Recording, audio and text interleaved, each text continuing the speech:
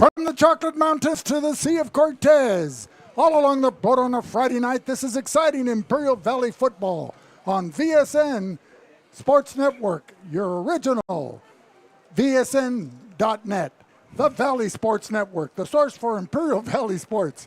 For John Moreno, this is Vic Carrillo at Willis Ward Field, a beautifully painted field in honor of Mario Romero, number 12, who passed away suddenly and unexpectedly this past weekend after the Bulldogs' victory over the Palo Verde Yellow Jackets the night before.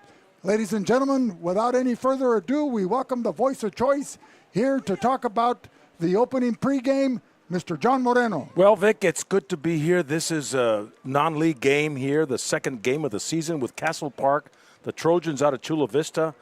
But it's more than that. It is a tribute to Coach Mario Romero from the class of 1994, who was on the DVL champion team with Cal Armstrong, Richard Gonzalez, and other coaches. He was a champ through and through, and he was coaching. And he would take some of our players in the offseason to Mexicali to play. He cared about this team so much. When Coach Solano was hired back during the COVID year, he was the first one I reached out to, because when I was here, we were announcing the games back in those days over the radio. I would see him here, and he shared an interest that he wanted to be coaching, wanted to build this program up to where it should be when, like, he was in high school in 1993-94. His heart was just huge. He cared so much for these kids. He loved them.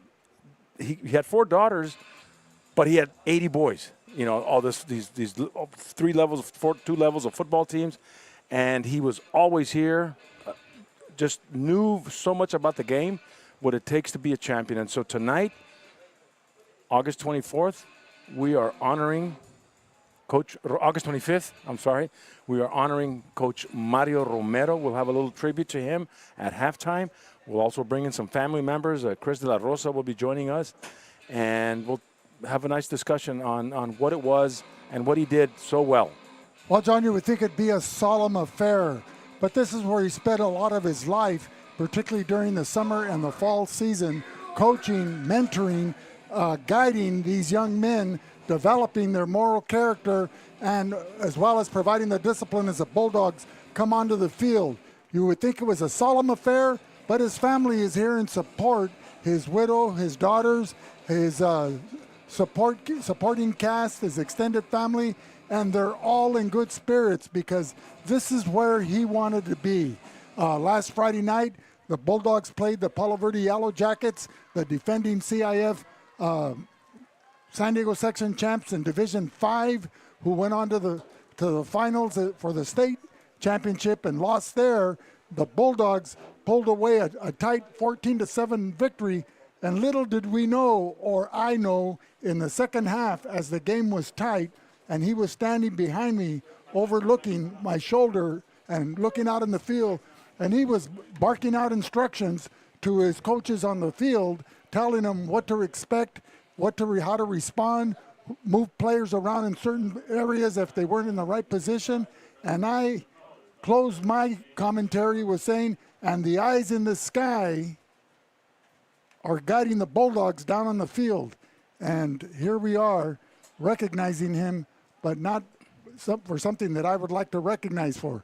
But anyway, John, he was a wonderful individual, a great human being, a tremendous father and husband. And it's only fitting that the Bulldogs and the Bulldog family and the hierarchy recognize him and honor him tonight. Well, we have a lot of his family here tonight that would forgot what I was going to say, but I'm getting a little emotional. So, well, anyway, as the flag of the United States is being carried out to midfield by the high school's honor guard, the band's out at midfield ready to honor and pay tribute to the flag of the United States of America. So we'll now pause, ladies and gentlemen, as we join in for the national anthem. For Coach Mario Romero.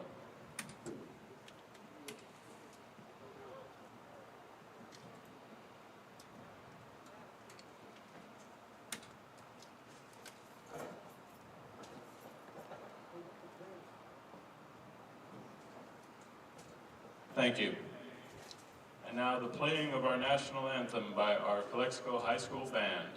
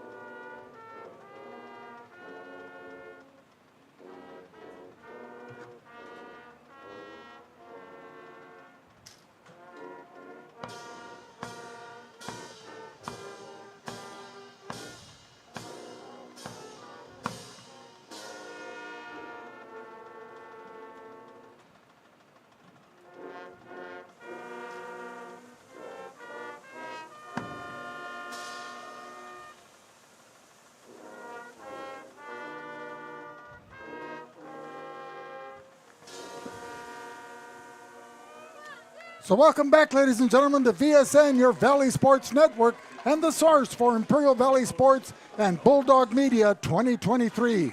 For John Moreno, this is Vic Carrillo at beautiful Willis Ward Field here in Calexico, California, right on the border, as we celebrate another autumn night here of Valley football. Friday Night Lights, if you will, the second week of the preseason. The Calexico Bulldogs, after a 14-7 victory over the Palo Verde Yellow Jackets, will take on the 0-1 Trojans from Castle Park. They dropped a 33-14 game against the Bonita Vista Barons last week, and tonight, under the guidance of Paco Silva, an alum from Castle Park, they're looking to right the ship as they try to take over the one-loss column. And now we welcome the voice of choice, your friend and mine, Johnny Moe, John Moreno Brown. Well, elsewhere in the Imperial Valley tonight, we've got VSN North that will be in El Centro doing the Central Palm Desert game. Last night we saw the Desert Classic with Hopeville and Imperial. And tonight here at Willis Ward Field, the second game for the Calexico Bulldogs, the second home game, and looking to continue their winning ways against the Castle Park Trojans.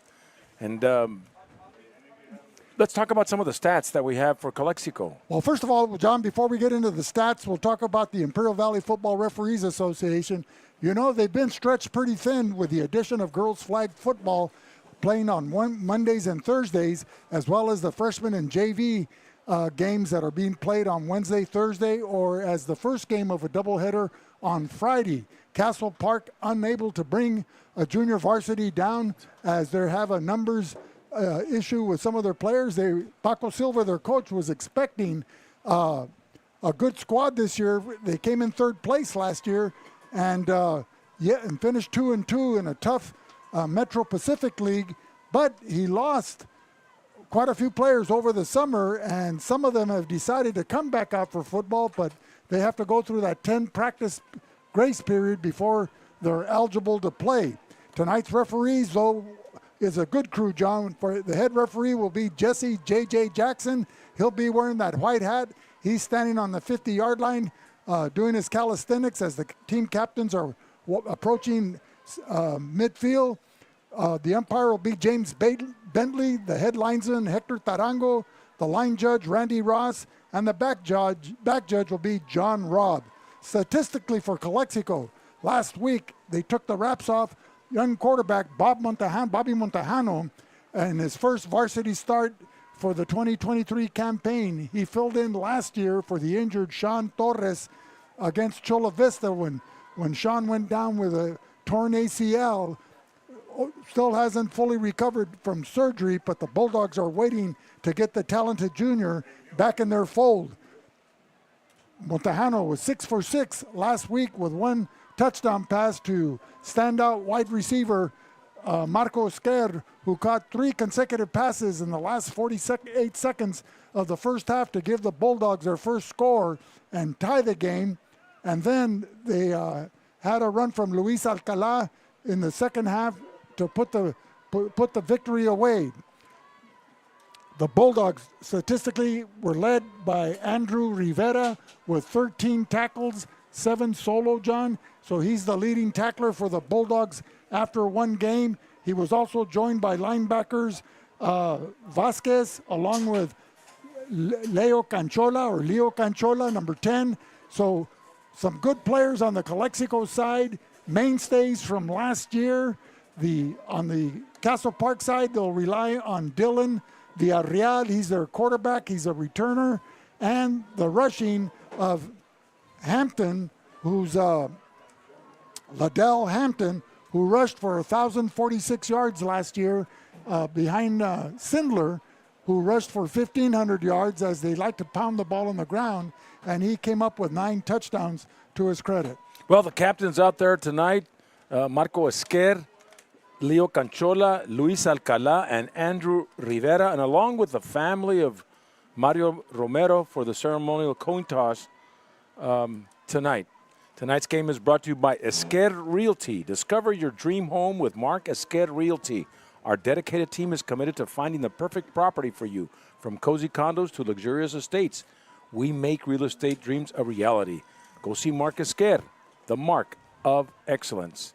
By Burgers and Beer. For the best burgers in town, it's Burgers and Beer. And come and watch the VSN Game of the Week at Burgers and Beer. And by the El Centro Police Department. We are dedicated to serve our community through partnerships, professionalism, and uncompromising excellence. And also by Imperial Valley College, proud sponsor of VSN's live stream for all Imperial Valley High School sports. And by La Fonda Bar and Grill, a fiesta of flavor in every bite. Experience the vibrant taste of Mexico with our authentic dishes crafted from the freshest ingredients, from sizzling carne asada to mouth-watering enchiladas. Satisfy your cravings at La Fonda, an El Centro tradition.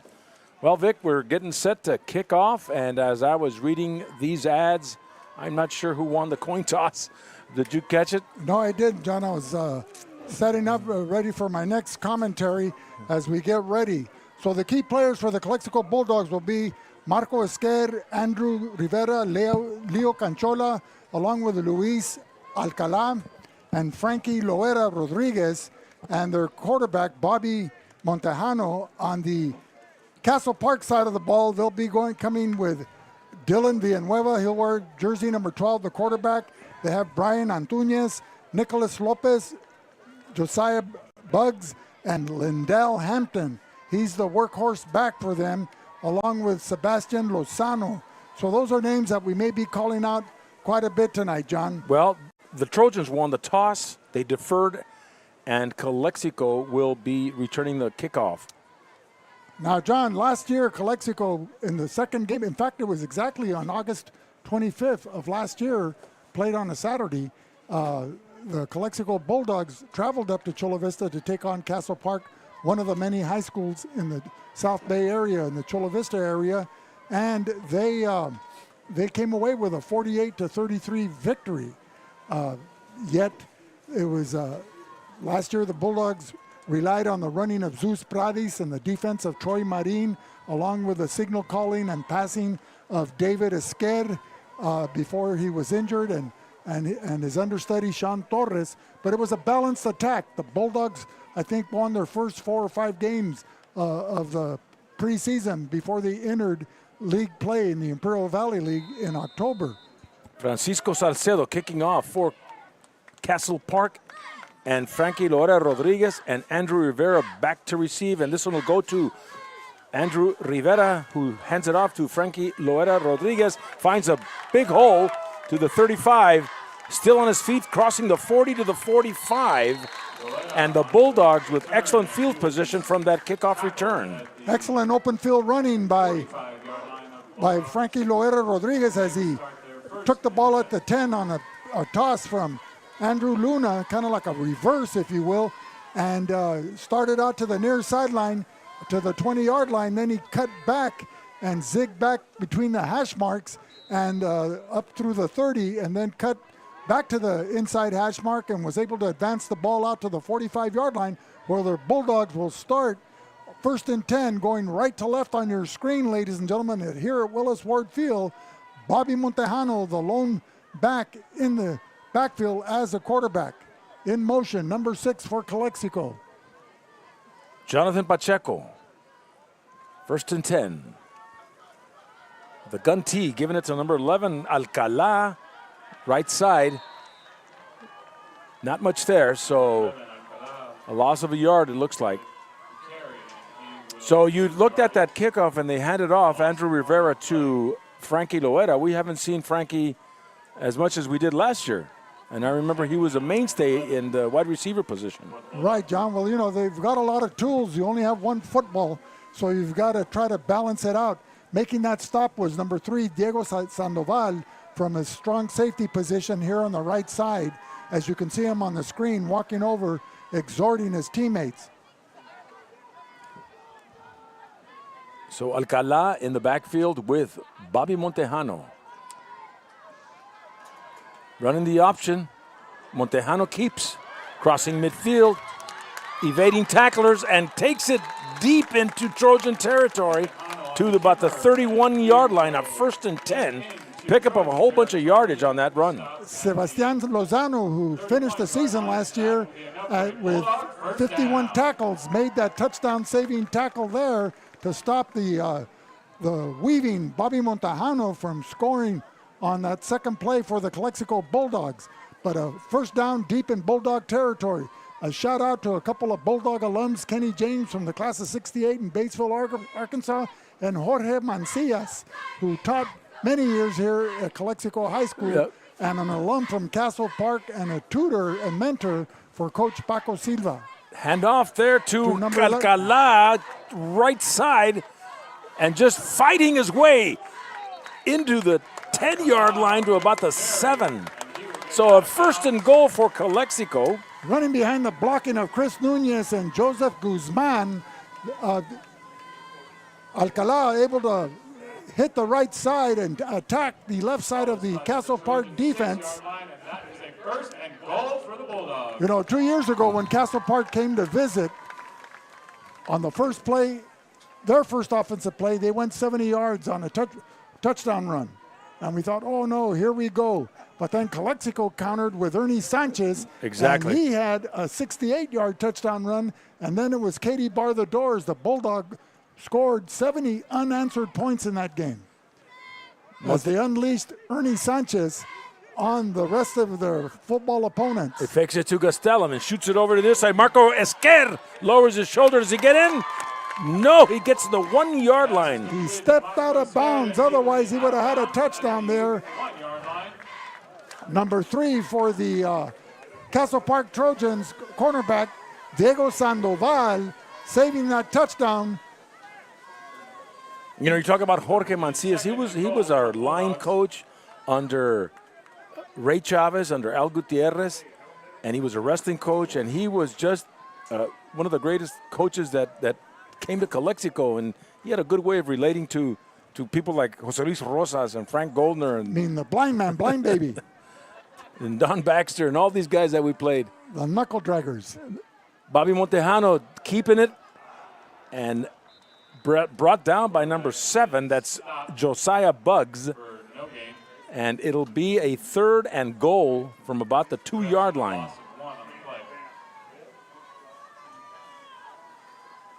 So the defense here for the Castle Park Trojans not allowing any penetration on that time for the Calexico. You know, Calexico last week were denied 2 touchdowns inside the red zone, more particularly inside the 10-yard line. on one a bad center snap, and the second tackle, a helmet on the ball, as the ball player was carrying it like a loaf of bread. Gastelum finds a hole. Touchdown, Calexico. Number 21, Noel Gastelum from a couple of yards out finds that big hole there and put 6 points on the board for Calexico. Gastelum, who had 60 yards last week running the ball, comes back and shows his true worth here as he had 67 yards on 10 carries with one touchdown, and here he adds his second touchdown to his season total here in the second game of the season as the Bulldogs draw first blood. What do you need?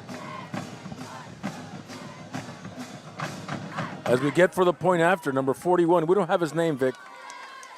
Sap, set, kick, and it's good. I remember we had it last week.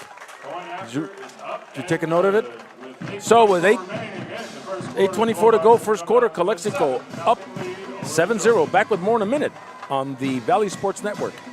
Reducing energy use during the summer is more important than ever. This summer, IID encourages you to do your part by setting your thermostat to 78 degrees or higher, avoiding the use of large appliances between 4 and 9 p.m., and turning off all unnecessary lighting. But there's more. IID provides a number of summer energy-saving opportunities to help you make the most of your energy savings efforts.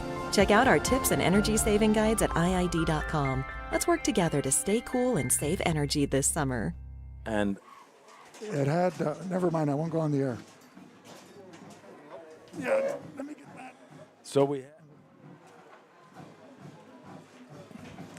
returning the ball, number 6 and number 31. They don't have a 6, John. Well, But there's they one do. on the field, Vic. I know, but they... And there's, I believe it's 37 down there. You know, I spoke with Paco Silva yesterday for about an hour, asking him for the starting lineups. And Fielded by number 6 at the 15. Taking it up the field to the 30. Going to the outside. 40. And stopped there by number 41, the kicker, Dominic Diaz. So we do have his number. He changed from last week from 32 to 41. So Castle Park taking over at the 40-yard line, 1st and 10. And by the end of the conversation, John, we were compadres. I was invited to a carne asada, but I never did get the starting lineups.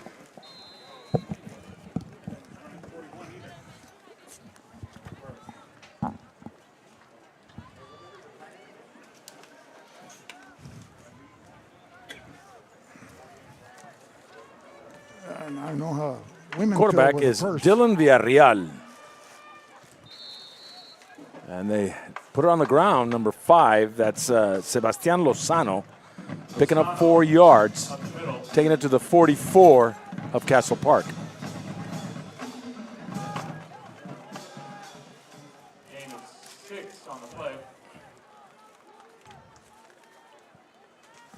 So in the first quarter, Down and 4. Castle Park running with split backs. Hands it off, number 5, the ball carrier, that's Lozano. Lozano up the middle. And the Bulldog defense there, number 60, stopping for Calexico. That is Jared Lopez. Lopez, number 60 on the tackle. Now with a 3rd and 4. 3rd down and 4 for the Trojans.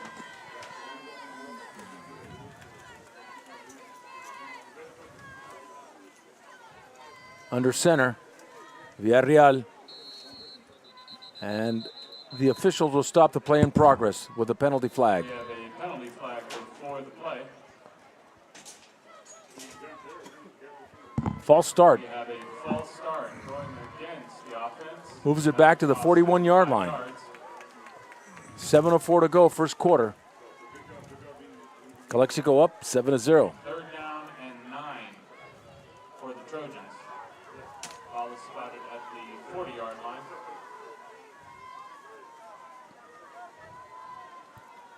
Castle Park had a storied history with Coach Gil Warren. I think that was in the 80s and 90s. Is that correct, Vic? Do you remember Gil Warren? Yes, I do. There, the South Bay was a hotbed for a lot of coaches. Gene Alem, along with Gil Warren, and you had Hilltop, Chula Vista High School, Castle Park. They were all powerhouses, John. Sweetwater, well, that's where Gene Alem was.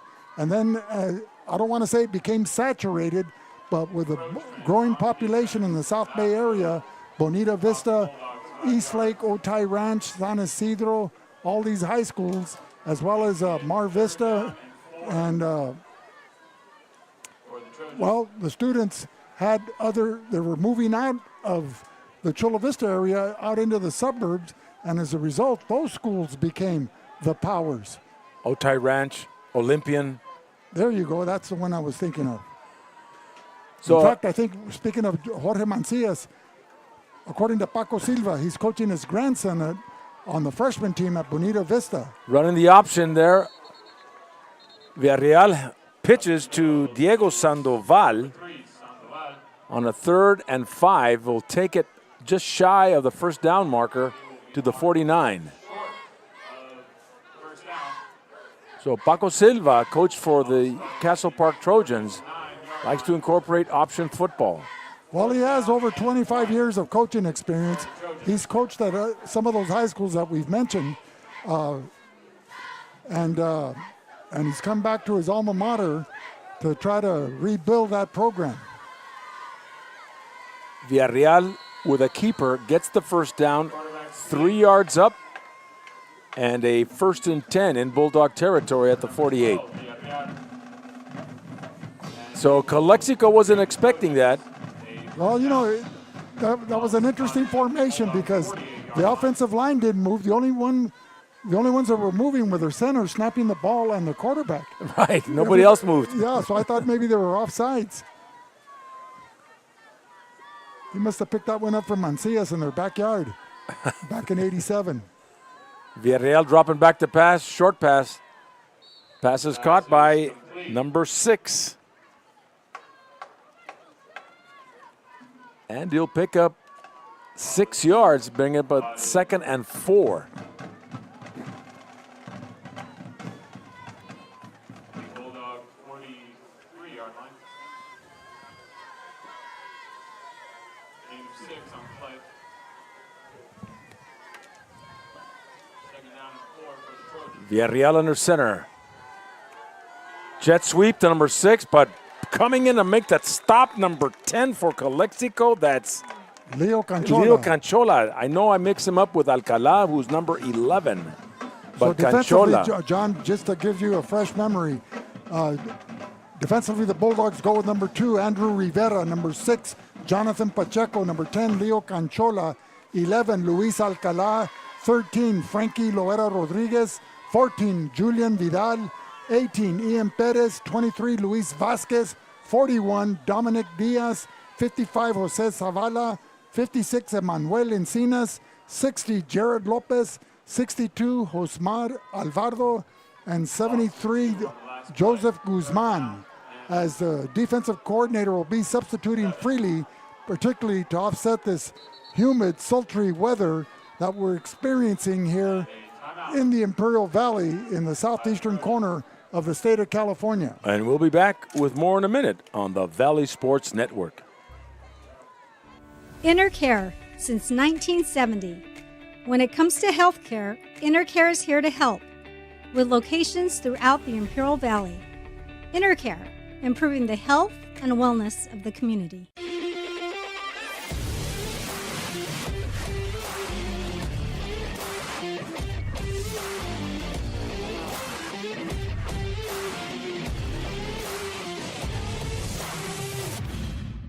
Marianne Valenzuela Fenley is your State Farm insurance agent in the Imperial Valley. And like a good neighbor, she's located at 528 G Street in Brawley. Call State Farm agent Marianne Valenzuela Fenley at 760-344-0447 for your home, auto, and life insurance. Back live here at Ward Field, Calexico and Castle Park. Timeout is called with the Trojans on a 3rd and about 6 for the Trojans. 3rd and 7, right at the 45-yard line. You know, John, I had mentioned that Castle Park last year lost to Calexico by a score of 48-33. They finished 2-2 in league. They scored 21 points per game, but they were allowed 29 points per game, a differential of -8. But the Metro League is a tough league, not only with Castle Park, who were hoping if they had all their returning players coming back, we're going to challenge for the crown. They finished with a 4-5 one-loss record last year. They were Division 5. Chula Vista of Division 4 was 7-5, and they defeated Calexico last year in the CIF playoffs that we did up in Chula Vista. Mar Vista had a 7-6 one-loss record. San Isidro was finished 3-7, and Southwest High School that we played before was 4-6. And so there's other high schools in the South Bay area that Calexico has played, like Sweetwater, Montgomery, Hilltop. Yeah. And those are usually good matchups. Remember that Montgomery game a few years back on artificial turf? Well, I think all the schools are going artificial turf. Castle Park's going to be renovated or going under renovation. Chula Vista. So if we continue this home-and-home series as we have been, we may be doing the game next year at a neutral site in the South Bay area because Castle Park's football stadium is going to be renovated. So is Chula Vista. So I guess Correct. that's part of the bond issues that have, or bond measures that have passed up in the South Bay area. Tonight's game is brought to you by Imperial Flyer Service, taking care of the entire Imperial Valley with all your aviation fuel needs. A proud supporter of the U.S. military and Imperial Valley communities. By the Imperial County Mental Health Department. The mission of Imperial County Health is to promote, protect, and support the health of the people. Visit our website at icphd.org. That's number 6, Nicholas Lopez. So we've got a name for number 6, Nicholas Lopez. Here, bring me that. You got him as number 2, Vic. I know. Here, let me. So, New technology, John. Let me change it. Give me my Sharpie. punting for the Castle Park Trojans. A nice spiral punt into the end zone. That's number 8, Francisco Salcedo. So Calexico will get the ball at the 20. Tonight's game is brought to you by Arctic Air Conditioning and Heating, and we know that having the right people on the job is just as important as choosing the best equipment. That's Arctic Air Conditioning and Heating at 352-8855. By Letterman and Bros. Have you earned your varsity letter? We'll get your Letterman jacket started today. Call Dan at 693-5034. Letterman and Bros. By Reach Medical Response Service, Donnie Wharton reminds you that when seconds count, you can depend on Reach Medical Transportation Service. So first and 10, Calexico at their 20-yard line. Bobby Montejano out of the gun with Noel Gastelum in the backfield. Marcos get in motion, and they'll stop the play with a penalty. Well, John, I was born False start. After typewriters, but before computers, so a little sticky and a Sharpie, and that's taken care of. So you got your 6 and 41 taken care of. And Calexico losing 5 yards on the penalty. Back at their own 15-yard line.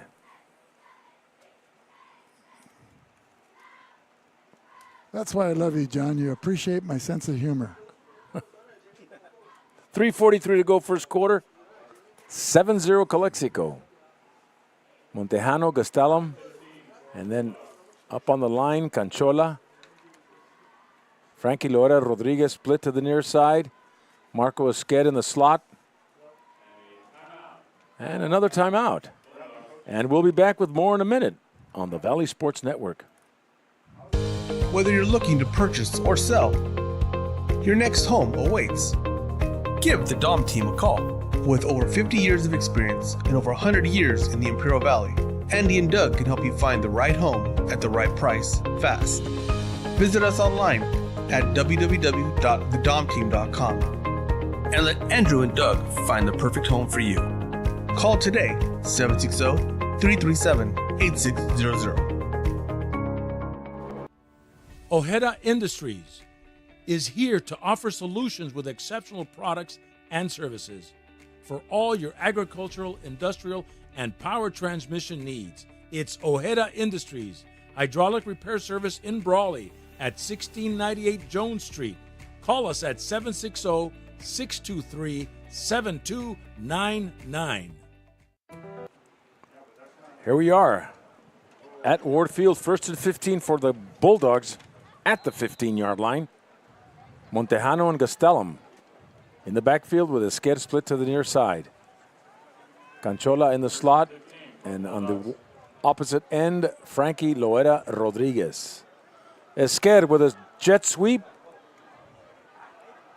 turning it up the field, breaks some tackle, finds a lot of room at the 50, and he could go all the way, but is brought down at the 20 by number 6. That's Nicholas Lopez, who just had his jersey changed from number 2 to number 6. Outstanding run by Marco Esquer. Is there a flag on the field? Yes, there is. Way back at the 15, it's a holding penalty against Calexico. So that's a 10-yarder. And it'll go back to the 5. If they take the penalty, which I'm sure they will.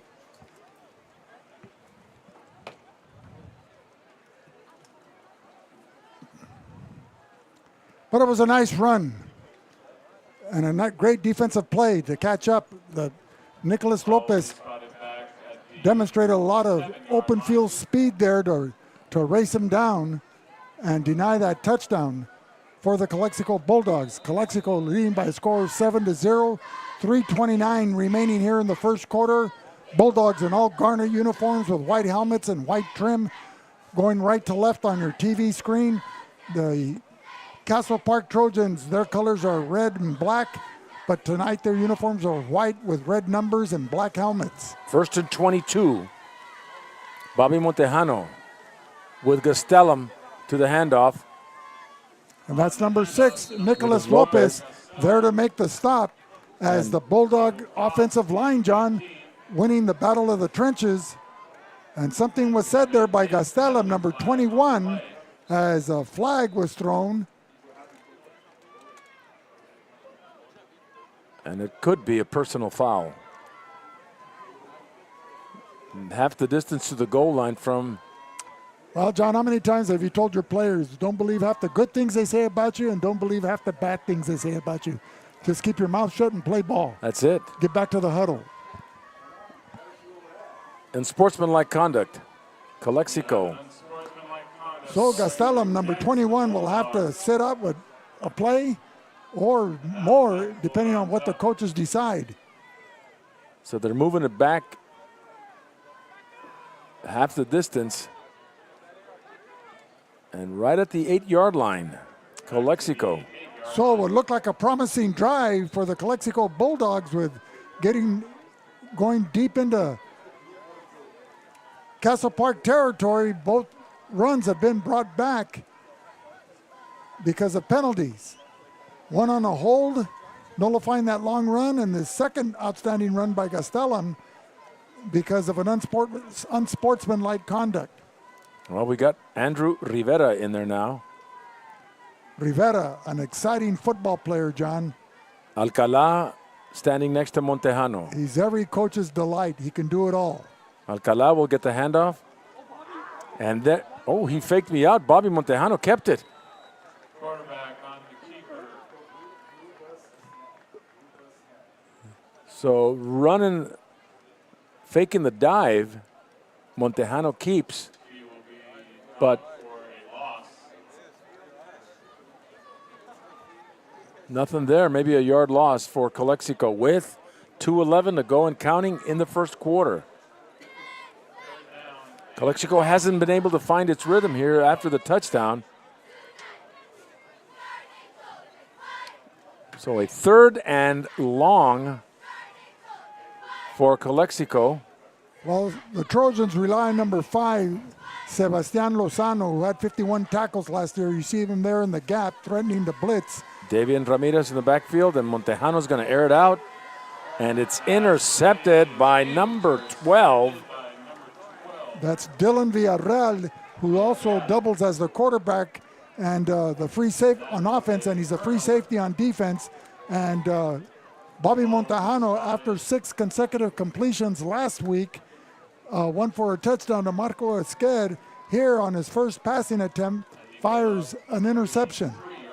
So the Castle Park Trojans will take over at the Bulldog 34-yard line, 1:38 remaining here in the first quarter, Bulldog 7, Calexico 0, Bulldog 7, the Castle Park 0. It's been one of those days, Vic, the first week of school. We still haven't gotten ourselves in rhythm. Well, we did last night's game between Imperial and Hopeville. I'm kind of all tacked out. 37, the ball carrier. But the show must go on, John. Liddell Hampton. Liddell Hampton. He came last season, he had 1,046 yards rushing with 9 touchdowns, a long of 64 yards. He picks up 4 on that run, bringing a 2nd and 6 for the Trojans. Well, Johnny, and he averaged 6.8 yards per carry last year. Villarreal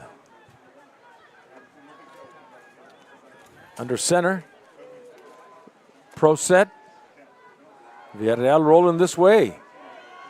Running for his life and goes out of bounds. Well, he was waiting for number 32, Ruben Carranza, to come to break out of his pattern, but Carranza may have misread the play because he was looking to block the safety rather than become the intended receiver. As a result, Villarreal wisely chose to run out of bounds in front of the Bulldog bench. Losing yardage in the process, so it's now 3rd and 10. The ball at the Calexico 33. Today's referees are the head referee, Jesse J.J. Jackson, James Bentley, the umpire, head linesman, Hector Tarango. The line judge is Randy Ross, and John Robb, the back judge. Villarreal looks like a screen, airs it out, and deflected by Number Canchola. 10, Leo Canchola. Brings up a 4th and 10 for the Trojans with 24 seconds to go first quarter. Canchola, who had 6 tackles last week,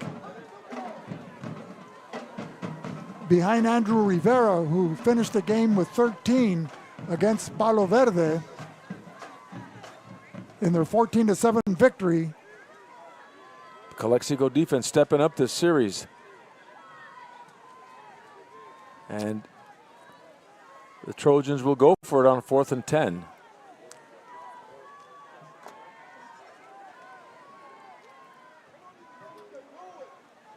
Villarreal shotgun.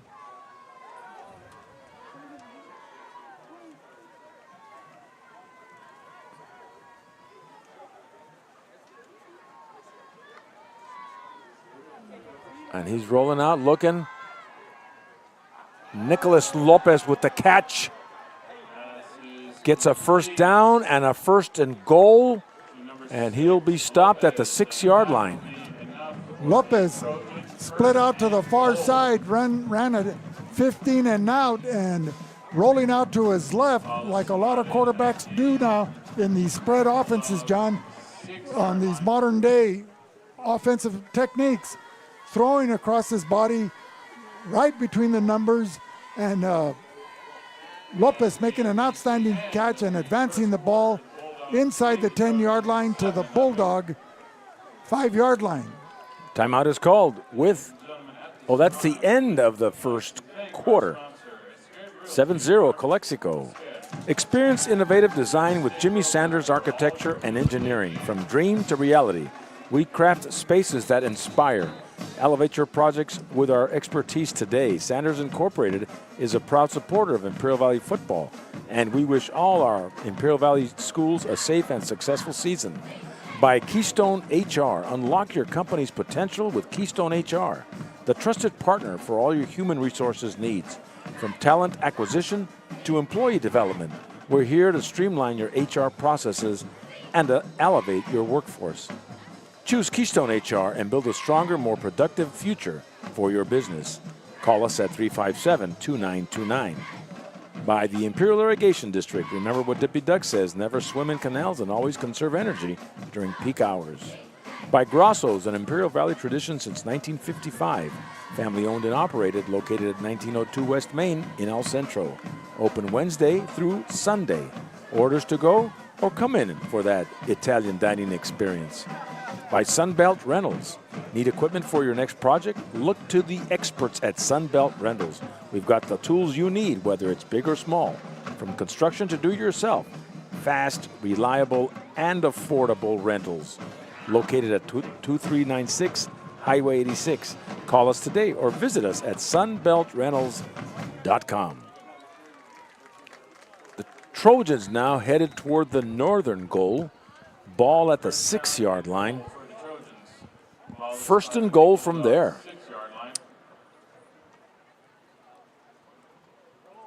Well, the Castle Park Trojans, John, very competitive here. You know, trying to combat the heat coming from cool weather in the South Bay area of San Diego and Chula Vista. Lozano, the ball carrier, crosses the 5. And to make the tackle for Calexico, number 44, that was Oscar Jimenez.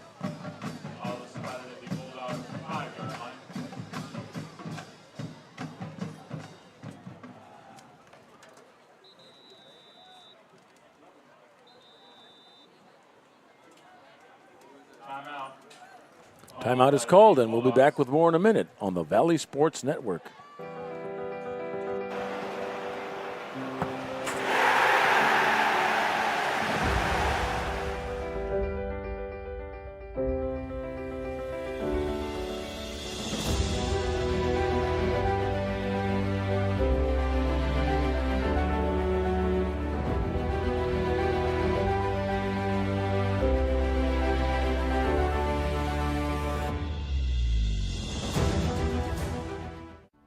Imperial Flying Service, taking care of the entire Imperial Valley with all your aviation fuel needs. Imperial Flying Service is a proud supporter of our U.S. military, the aviation community, and all Imperial Valley communities. Back live here at Willis Ward Field in Calexico. Castle Park knocking on the Bulldog door with a second and goal from the 4-yard line. Diego Villarreal under center. Liddell Hampton and Josiah Buggs in the pro set. Hand off to Buggs. Sorry, to Lozano. And Bulldog defense is stepping up there, putting the stop on him. He will be tackled at the Bulldog 3-yard line. And now looking at a third and goal. Third and goal for the Trojans. 2-yard line, Vic. Going in as reinforcements for the Bulldogs, number 40, Sylvester Cruz and Diego Trejo, 2 seniors. They're on the defensive line. And somebody was moving off sides. But they call a touchdown for Castle Park. Well, you know, it looked like that sneak play that they ran For the Trojans. for first down earlier, where everybody's just standing still, and the quick snap by the center to the quarterback. We'll have to run the replay on that. Well, they went from the 2-yard line. They went into the end zone with that, and they did it for the first down when they were back over by midfield in the first quarter. So they're going to go for the point after. They're waiting for the placeholder to come in. Number 8 will be kicking. That's Salcedo. Francisco Salcedo. Left-footed. Southpaw. Southpaw, yeah. Low snap, and he gets it through, doesn't he? He does, and so we are tied at 7 with 10:43 to go in the second quarter. We'll be back with more in a minute on the Valley Sports Network.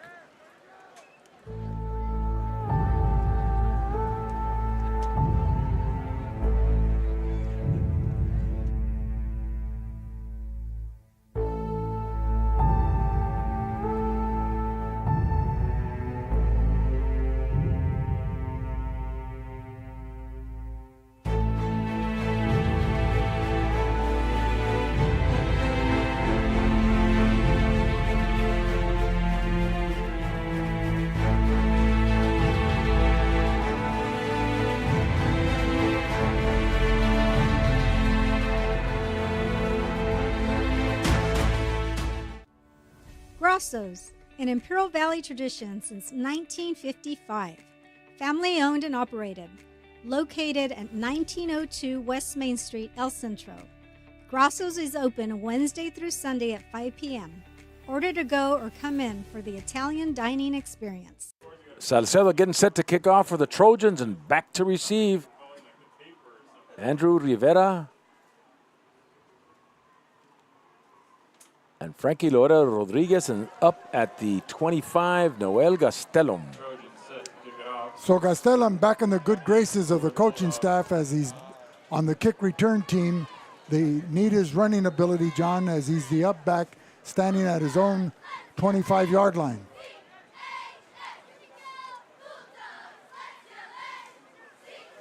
Kick it short. Rivera lets it go out of bounds. And it'll be spotted probably at the 35. Well, you know, this press box being air conditioned, John, really makes a difference. Well, yeah, we've gotten used to it. Anytime we're outside in this hot and sultry weather, it just doesn't bode well. Your thirst picks up, if you know what I mean. So 1st and 10, Calexico at the 35. So the Bulldogs will come out with Bobby Montejano, the junior, at quarterback.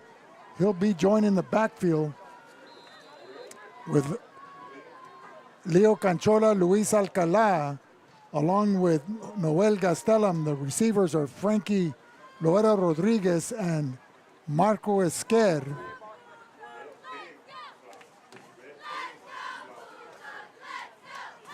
You know, Calexico will have two good quarterbacks late in the season if a healthy Steve Torres comes back, but it should bode well next year with both being seniors to provide that leadership and passing ability to this Bulldog offense. Alcalá, Esquer in motion, will take the jet sweep the other way, turns it up the field, and he could go all the way.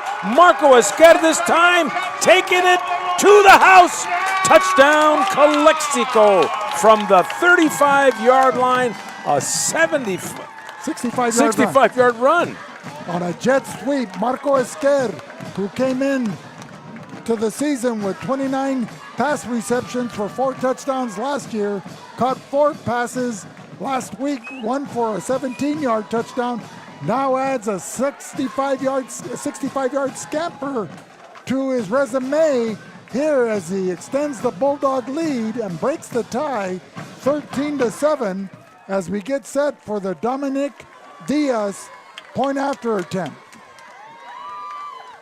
Long snapper number 3, Leonel Canchola. So you have a Leonel Canchola and a Leo Canchola. And he splits the uprights with 10:31 to go. We're up 14-7 here at Ward Field. Tonight's game is brought to you by the Town Pump Steakhouse, open Tuesday through Saturday. Call us for reservations at 344-3663. Located in Westmoreland, the Town Pump, a Valley tradition for over 50 years. By Marianne Valenzuela Fenley, your insurance agent, a trusted partner for protection and peace of mind, with personalized coverage and 24/7 customer support. We're here for you when life throws you the unexpected. That's State Farm with Marianne Valenzuela Fenley at 0447. And Prime Hydration, the bold, thirst-quenching flavors to help you refresh, replenish, and refuel. Prime is a perfect boost for any endeavor. Brought to you by Alfred's Distributing. And by CR&R Incorporated. Are penalties piling up in your trash area? Team up with CR&R Environmental Services, your local MVPs in the trash and recycling area. CR&R Incorporated, the face of a greener generation. End over end, it's fielded inside the 15. And that was 37. Liddell Hampton. He didn't signal for a fair catch. What was the call? He caught it in bounds. Oh, well, that was unusual. He didn't advance the ball once he caught it. Well, the whistle blew as soon as right when he caught it. We'll have to go back to New York on that one. So some of the coaches up here are saying by raising his hands up to catch it over his head, they may have mistaken that for a fair catch signal. Right. Another timeout. You know, because of the weather, are they giving these teams extra timeouts? Because it seems like they've already used up their quota here in the first half. Well, Castle Park has used up their quota. Calexico has got two left. For over 70 years, Hart Insurance has provided insurance solutions to the residents of Brawley, El Centro, and surrounding areas throughout California. We have a heart for insurance. Look for our location in Brawley. By Jesus Cachu Escobar, Supervisor, District 1, a proud sponsor of VSN. And he wishes all the Valley teams a great season. By Ivy Welding and Mechanical. Experience excellence with Ivy Welding and Mechanical. Our skilled team delivers top-notch welding and mechanical solutions for your industrial needs. From precision welding to machinery maintenance, we've got you covered. Choose Ivy Welding and Mechanical for quality craftsmanship and unmatched reliability. Well, John, we're going to re-kick again. Apparently, they cleared up the confusion. Liddell Hampton standing at his own 10-yard line. He rushed for 1,046 yards last year with 9 touchdowns, a long of 66 yards.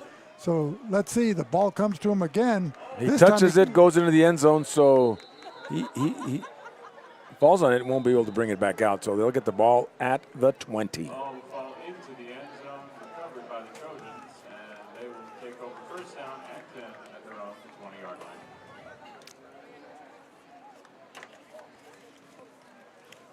So Castle Park will try again from their pro set option type offense. Looks like what Al Gutierrez used to run back in the day. And how would you describe that? That just you either give the dive or you keep it as a quarterback, or you pitch it. The 3 options. And Luis Montaño, when we were seniors, picked it up very well and did a lot of running with that because he was, he had speed. Now let me present this to you, John. I know you like to answer these. You have a running game. You have 10 guys come out that want to play on the offensive line. Different body types. Some are 5'8", weigh 220. Some are 5'11", weigh 195 pounds. And you might get that kid that weighs over 250 and one that's strong and tough and weighs 140, dripping wet. How do you decide who plays tackle, who plays guard, who's your center, and who's your weak side line, etc.? We usually go through the second week of Hell Week in pads and do the Oklahoma drill, Vic. Which is? Well, you put the dummies down on the ground, you hand the ball off, and you meet the opposing tackler in between the dummies and see who the toughest guy is. Usually the toughest guys will be the ones that will get a starting position. And you fight that way, and coaches have a way of evaluating, where to put their players. You don't look for besides the physicality that you're describing, you don't look for the prototype body type where if the guy's built low to the ground, where he might in quick stutter step like Macanita Lapham. He can play guard, so he can pull. The tackles are more adept at pass blocking. Now they're in the flex formation. Villarreal, 3-step drop, airs it out, and looking for Lopez, Nicholas Lopez, incomplete. There's a lot of ways that you look at it, Vic, but once a coach has established a system, you know, he looks at the meanness or the toughness of his players, you know, and then you look at the talent, of course. That's one of the big factors.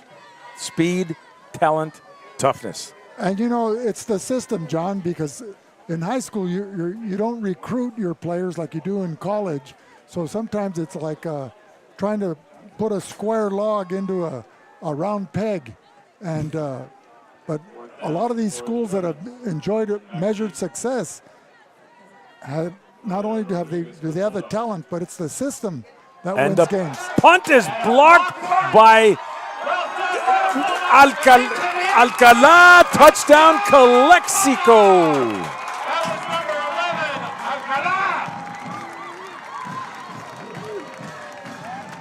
Salcedo didn't know what to do with the ball once he got it in his hands, and Johnny on the spot.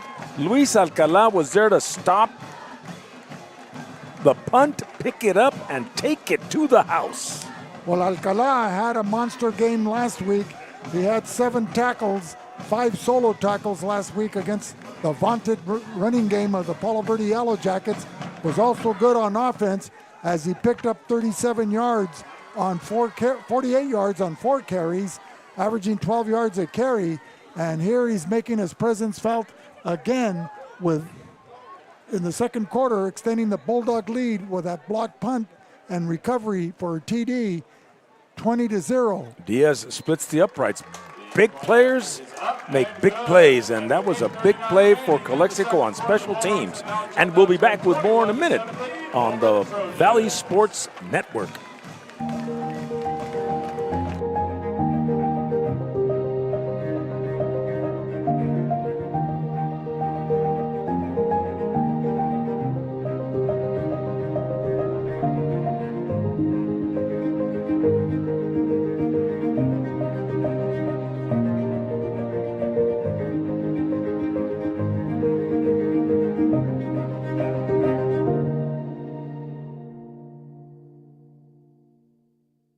South Cali Air Conditioning, the #1 York dealer in the Imperial Valley. Contact them today for all your AC needs. Call them at 760-556-9901. Bulldogs up now 21-7.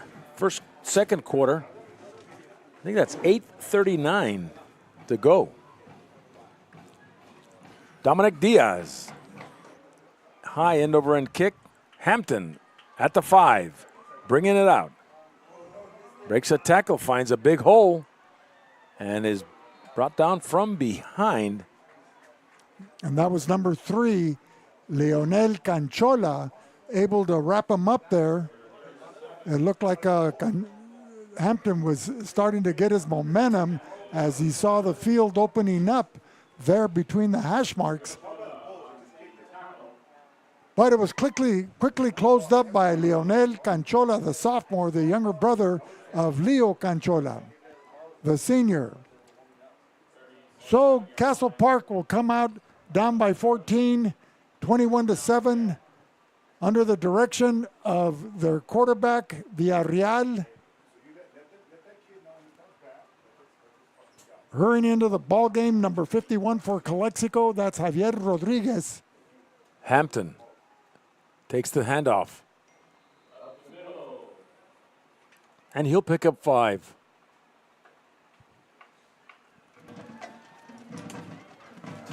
So the 2nd and 5 at the 41 for the Trojans.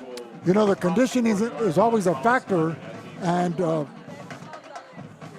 those timeouts have been called to eliminate the dehydration factor, where these kids would be cramping. Last night, we had numerous players on the ground last night on both sides of the field, Imperial and Hopeville, cramping up. Running the option, you saw it right there. Hit And Diego hard. Sandoval had nowhere to go. Frankie Loera Rodriguez there, stopping him. So he faked the dive and pitched it to his running back on the short side of the field, where it's hard to make it happen. Needed some more running room. 7:24 and counting, second quarter.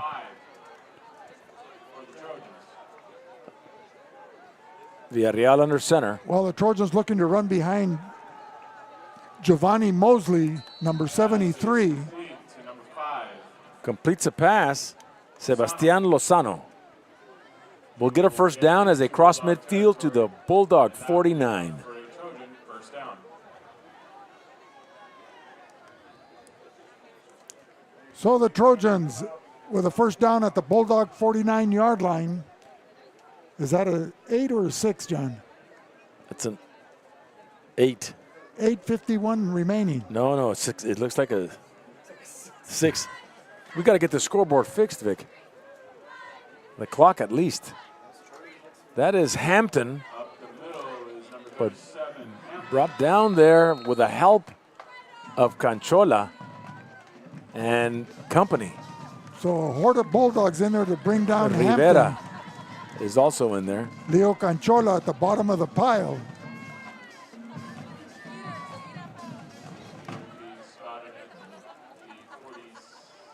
So twin tackles, Aiden Orozco and Giovanni Mosley, both tipping the scales at 260. Trying to get this running game going for the Castle Park Trojans. The dive to Hampton.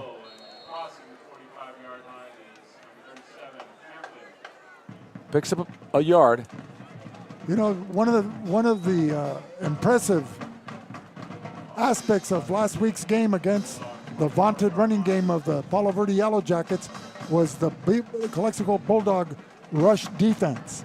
You know, gang tackling. Their tackles were crisp. These guys hit hard. They were quick off the ball, John. Third down. Third and short. Villarreal with a pass. Pass falls in. Looking for Lozano. Incomplete.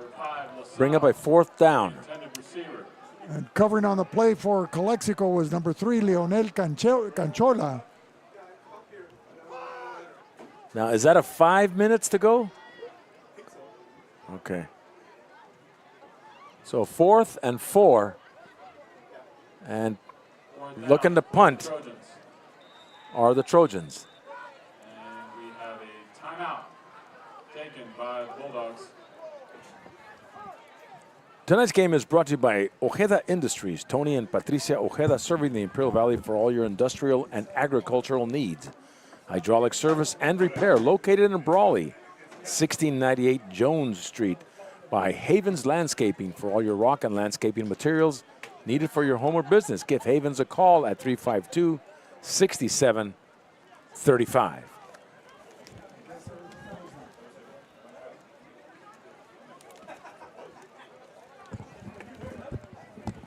By Driscoll's, serving the Valley since 1979. They take great pride in the years of experience and quality of custom silk screens, embroidery, and Letterman jackets. Stop by in El Centro at 1470 West Main. By South Cali Air, stocks, installs, and services York and day and night models. Our technicians will fit your home or business with a custom solution to meet your unique needs. Our team members can service and repair any system, keeping you and your family comfortable.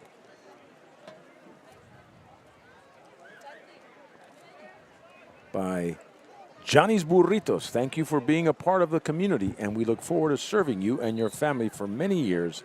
Johnny's Burritos since 1963. By IVC, the #1 community college in the nation, a 2023 Aspen Prize winner.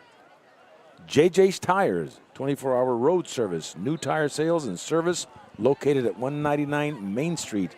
In Brawley, give JJ a call at 455-3109. Under center, and Villarreal, but the Bulldogs a little overzealous. They'll get a first down as it's a offsides penalty against Calexico. So inside the 40 at the 39, Trojans with a first and 10. 39-yard line of Bulldogs. Jared Lopez. Who jumped offsides? Yeah. Number 60-6-0. Well, that's where you have the preseason, John. This is where you try to develop the poise, the recognition, wait till the ball snap, not to the cadence of the And quarterback. almost caught as Villarreal was scrambling, being hurried and pressured by number 44 for the Bulldogs. Oscar Jimenez, and number 18, it hit him in his hands. That's Ian Perez. So it'll bring up a 2nd and 10 from the 39. Well, the Bulldogs are playing an aggressive attack defense, John. A lot of gang tackling. They're swarming, and they're wreaking havoc there on the defensive side of the ball. And so they're putting a lot of pressure on Villarreal, the quarterback, and the Castle Park running game. Looks like a screen and going way back as Villarreal sacked, breaks a tackle, and another one lets it air out.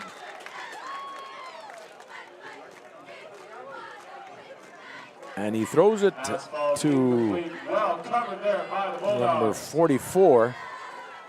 Well, you talk about run for the border. They had Villarreal retreating, backtracking, scrambling, trying to elude the Bulldog pass rush. Running, he was southbound here as the Willis Ward Field runs north and south along Andrade Avenue here. A beautiful field and redeveloped complex here. John, 3 years ago they put several $1 million into this facility? I think it was 2017, 2018, yeah, about that time, and it's just the jewel of Calexico. Seating capacity of 4,500. At least. All-weather track, new bathroom facilities, new concession stands, and most importantly, a new press box. Villarreal again. And Marco Esquer was there to cover that pass, bringing up a 4th and 10. Stopping the clock with 5 minutes to go. Second quarter.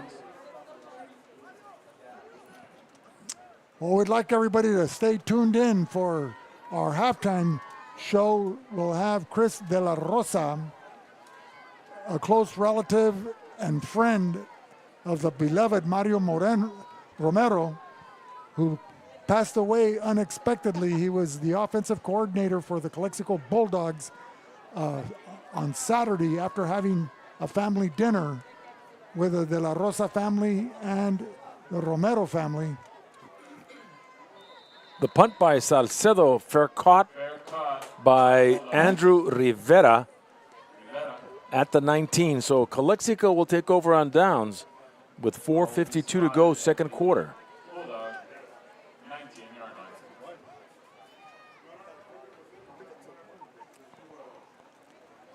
It's hard to tell. Our scoreboard clock has a slight malfunction, but everything else on there is good. So Bobby Montejano will go out to lead the Bulldog offense. He'll be joined by Noel Gastelum, number 21, Frankie Rodriguez, Leo Canchola, along with wideout Marco Esquer and Andrew Rivera. Montejano and Gastelum. Esquer in motion. Gastelum will take the handoff. And brought down, good penetration by number 4, Brian Antunes. Maybe a loss on that play. We have an injury timeout.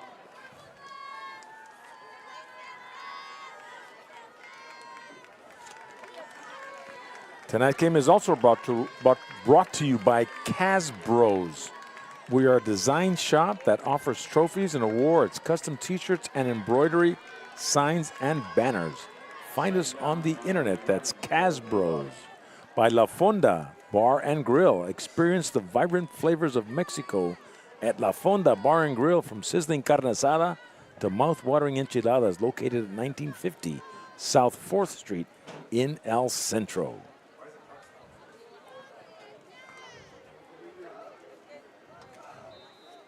Second and 11 for Calexico. Gastelum with Montejano. Fakes the dive. Quick pitch to Andrew Rivera. And Andrew is held back. Unable to escape the grasp of number 4, Brian Antunes, and thrown for a loss there. So wasn't able to get to the outside. Ankle tackle, and good enough to stop the advancement of Rivera. So the Bulldogs faced with a 3rd and 11. The ball inside their own 20 at their 18-yard line. Bulldogs going left to right in all garnet uniforms with white helmets. Castle Park in the visitors' white with red numbers and black helmets. Defending the southern goal.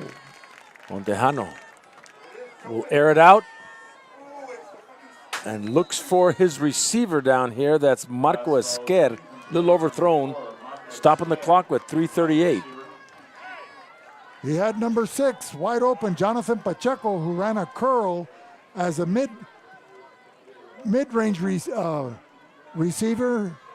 The safety valve was Andrew Rivera, running alongside the line of scrimmage just beyond the defensive pass rush. But Montejano misfires on that play.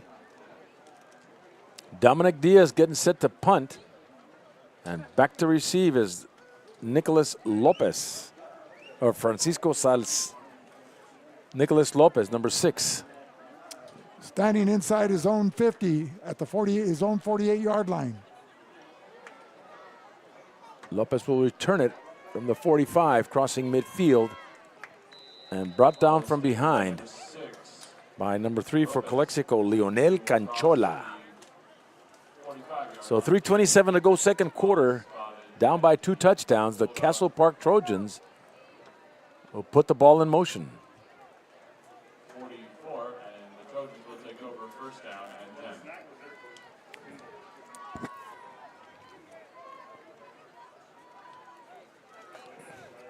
So our halftime show will consist of Mr. Chris De La Rosa, former maintenance supervisor, now working in the Riverside area, but still with a lot of family here in Calexico. And many of the De La Rosa Pacheco families are here to pay tribute to Coach Mario Romero, who died unexpectedly last weekend. Timeout on field. So one more timeout. We'll be back with more in a minute on the Valley Sports Network.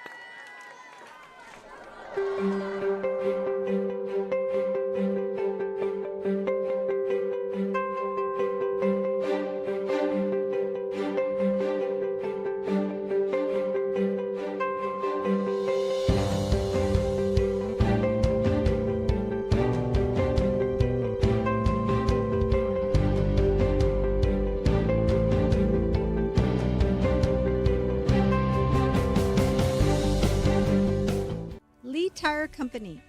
We are a local, family-owned business specializing in tires and automotive needs. We are located at 114 Main Street, El Centro.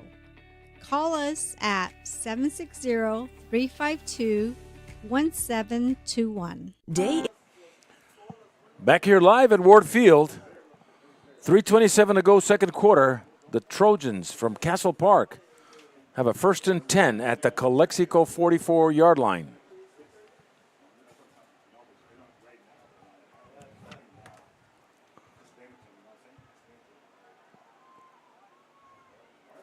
Hampton with the ball, picks up 12 yards and gets a 1st and 10 and takes it to the Calexico 32.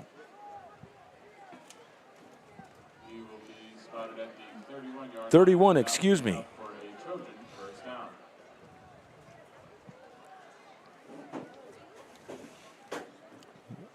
In Calexico territory, the Trojans moving the ball. 1st and 10.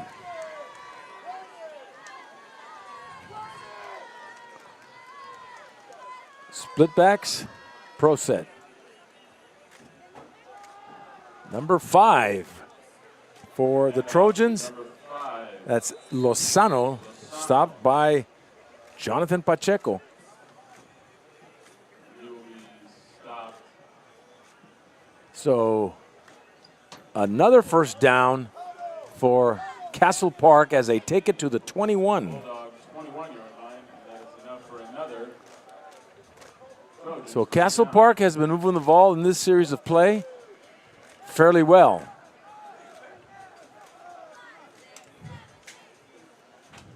With 2:21 to go, second quarter. Almost in the red zone. So the Bulldogs nursing a 21-7 lead here as we're approaching the 2-minute mark here in the first half. Villarreal, right side, finds a receiver and gets it. Does he get the touchdown? We haven't seen it. Was that number 6, Chris Lopez? Nicholas Lopez. Yeah, it may have been incomplete.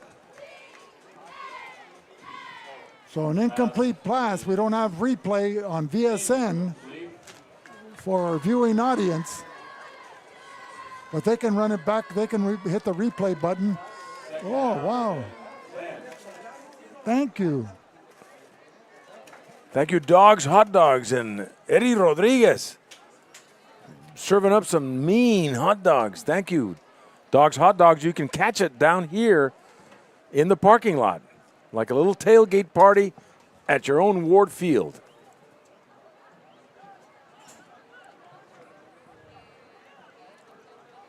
Villarreal on a 1st and 10. Fakes the dive, airs it out. Marco Esquer is there along with number 7, the intended receiver, Josiah Buggs. So good coverage, excellent pass rush by the Bulldogs, putting pressure on Villarreal, forcing him to throw the ball sooner than he would have liked, as it was a timing pattern, and as a result, Jug Suggs wasn't fully into the pass route yet and not able to reach the thrown pass.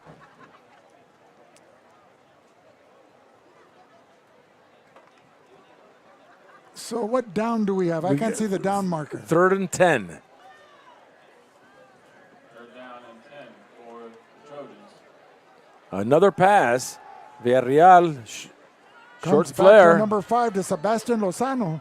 Pass is complete to number 5. And Lozano able to turn it upfield from the 20, gets inside the 15, Down at the across the 10-yard line. 9-yard line, and that will be a 1st and goal. So a 1st and goal on the 9-yard line for the Castle Park Trojans with 1:37 remaining here in the second period.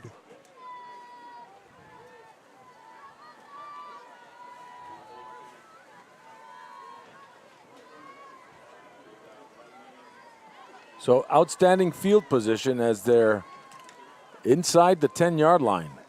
Villarreal.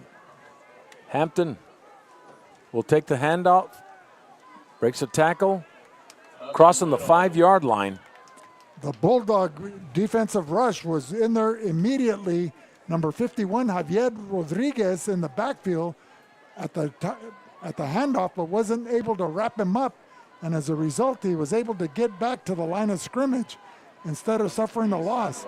How many timeouts does Castle Park have remaining? They're out. They're out of timeouts. So they can't stop the clock unless they throw the ball, and it's an incomplete pass. And a 2nd and goal. They're throwing the ball over the middle, and it'll stop the clock with a pass intended for number 8, Francisco Salcedo, the kicker, and wide receiver. Well, the clock's still running. I guess Charlie Intended receiver. has his finger on the press button. And they may be able to get one more play.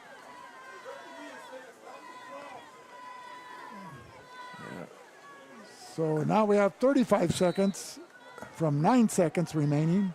Yeah, we need to get that clock fixed. Penalty flag. The referees are conferring down on the field.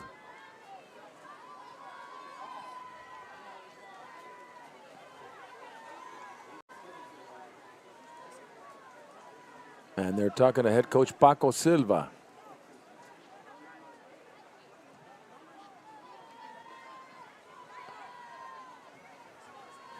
Still no signal from J.J. Jackson. Well, they're probably asking who has the Rolex and who has the Timex. Who has the accurate time? So what's the accurate time? Under 10 seconds, I would assume.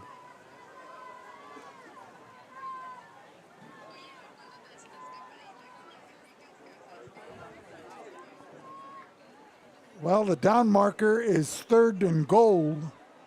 The ball at the 9-yard line, in between the 2 hash marks. From the 9-yard line for the Trojans. Villarreal under center. Split back formation. Rolling out, getting chased, airs it out, incomplete, overthrows his receiver. And so that'll bring a 4th down play, John. Do you go for the touchdown or do you try the field goal? They have a good field goal kicker. They're inside the 9 and they haven't been able to punch it in, so I would go for the field goal. You want to come away with some points. Right. For the Trojans. Anyway, this could be the last play of the first half. The Trojans are going for it. Look at J.J. Jackson, the head referee, tying the shoelaces of number 7, Suggs. And one more shot for the Trojans here on a 4th and goal. Rolling out, Villarreal getting chased, looking for a receiver. And he gets it in the end zone. Touchdown, Castle Park. Was that number 7?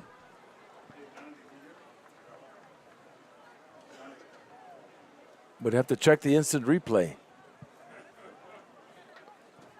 If it was number 7, Josiah Buggs making that catch with that good old Imperial Valley hospitality provided by J.J. Jackson, tying his shoelaces before the play. It was pretty crowded over there. Yeah, there was 3 receivers in the Number 6, northeastern end zone. That was Nicholas Lopez. Nicholas Lopez. So that cuts into the 21-7 lead. It's now 21-13. Calexico as we get set for the point after attempt. John Moreno with a call. Snap, set, Salcedo. And nothing doing there on that one. It's he couldn't get it off. So with what looks like 22 seconds now. That looked like an old 3rd grade end of recess bell where guys are playing marbles and they say you grab dates.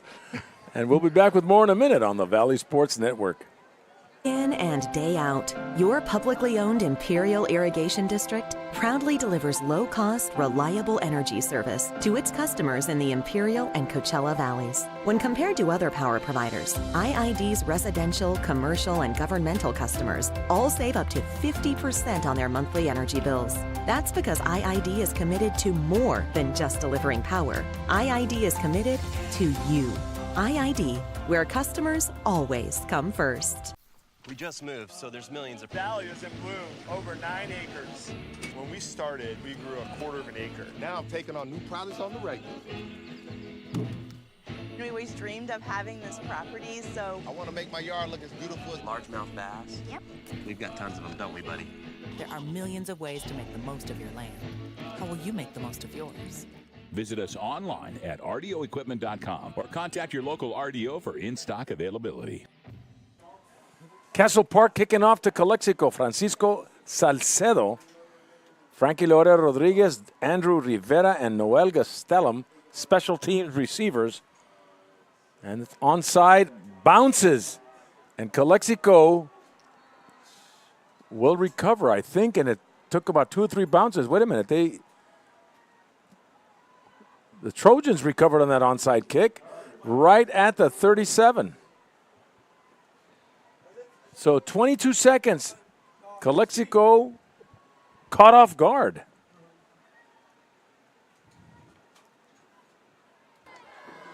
Ball is spotted at the Bulldog. So the Trojans will get another chance.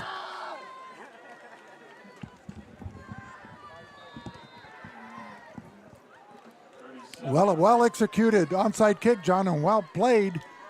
Sometimes you want to get your best hands there on the front 5 on the offensive side on the kickoff return team, but it's good experience here in the preseason, the second week, second game. It bounced off 2 Calexico returners or special team players, and it was a free ball. It was a free ball right there, and Castle Park with the ball now, 1st and 10. Probably a pass. Has time. Lopez, the intended receiver. You know, we had it 22 seconds about 5 minutes ago. This has been an eternity. 10 seconds now. Only Charlie knows what's going on with that clock.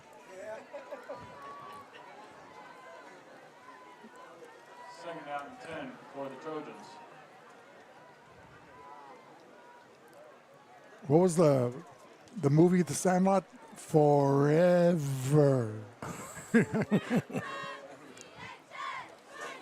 This first half is taking too long. 10 seconds. Second down. Little pitch. 37, Hampton breaks tackles and finally brought down by Canchola. And that run took about 22 seconds, John, but how much time is left? And so where are we? There was no time off the clock now. Well, that looks like that was the last play of the first half. And that's the end of the first half, 21-13. Calexico will be back with more in a minute on the Valley Sports Network.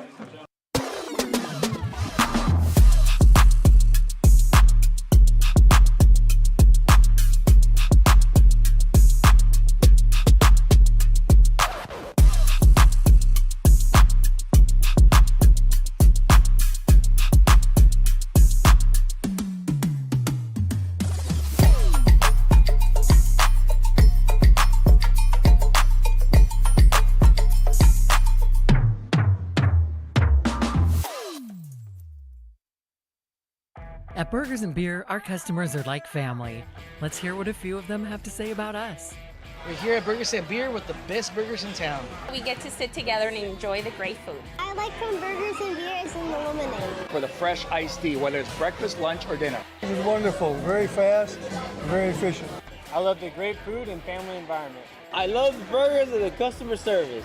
So come and see us and find out for yourself at Burgers and Beer.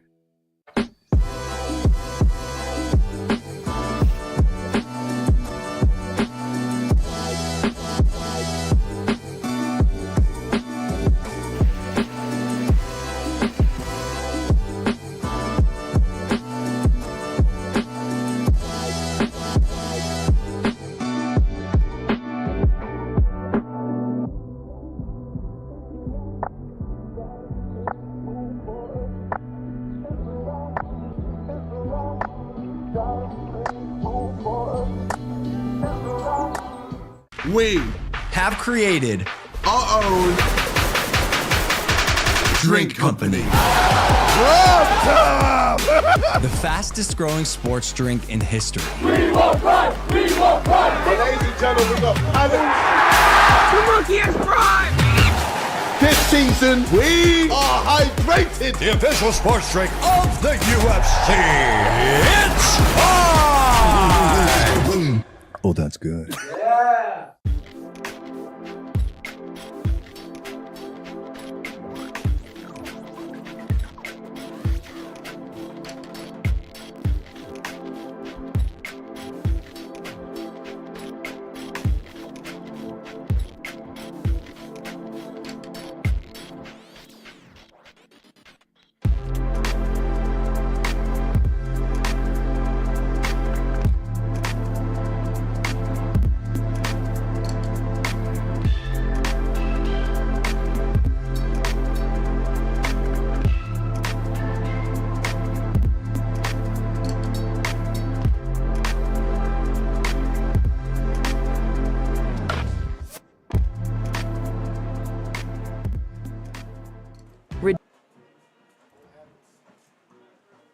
Coach Mario Romero, a Calexico Bulldog through and through.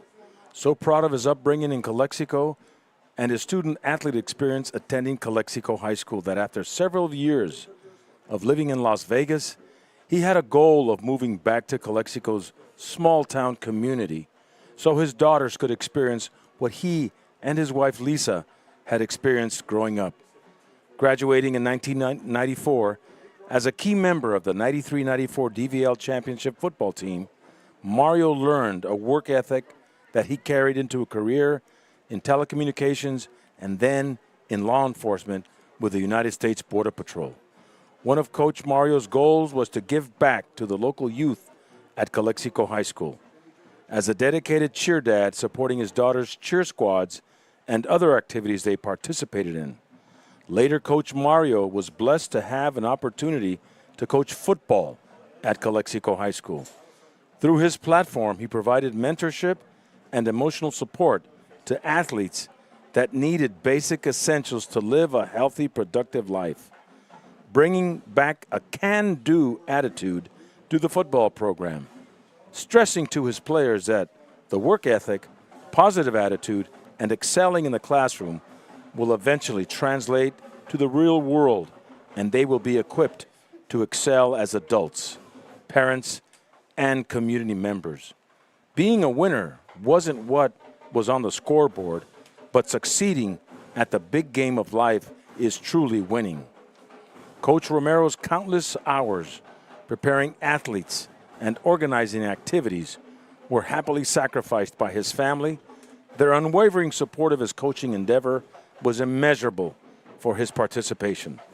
So elevated was his confidence in his student athletes that he constantly promoted them, inviting friends and family to come and support the Bulldogs.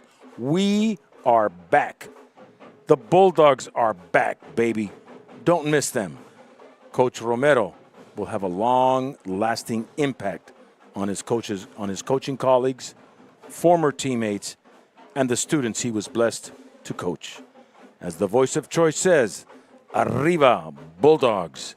And now we say, hasta arriba con Dios, Coach Mario Romero.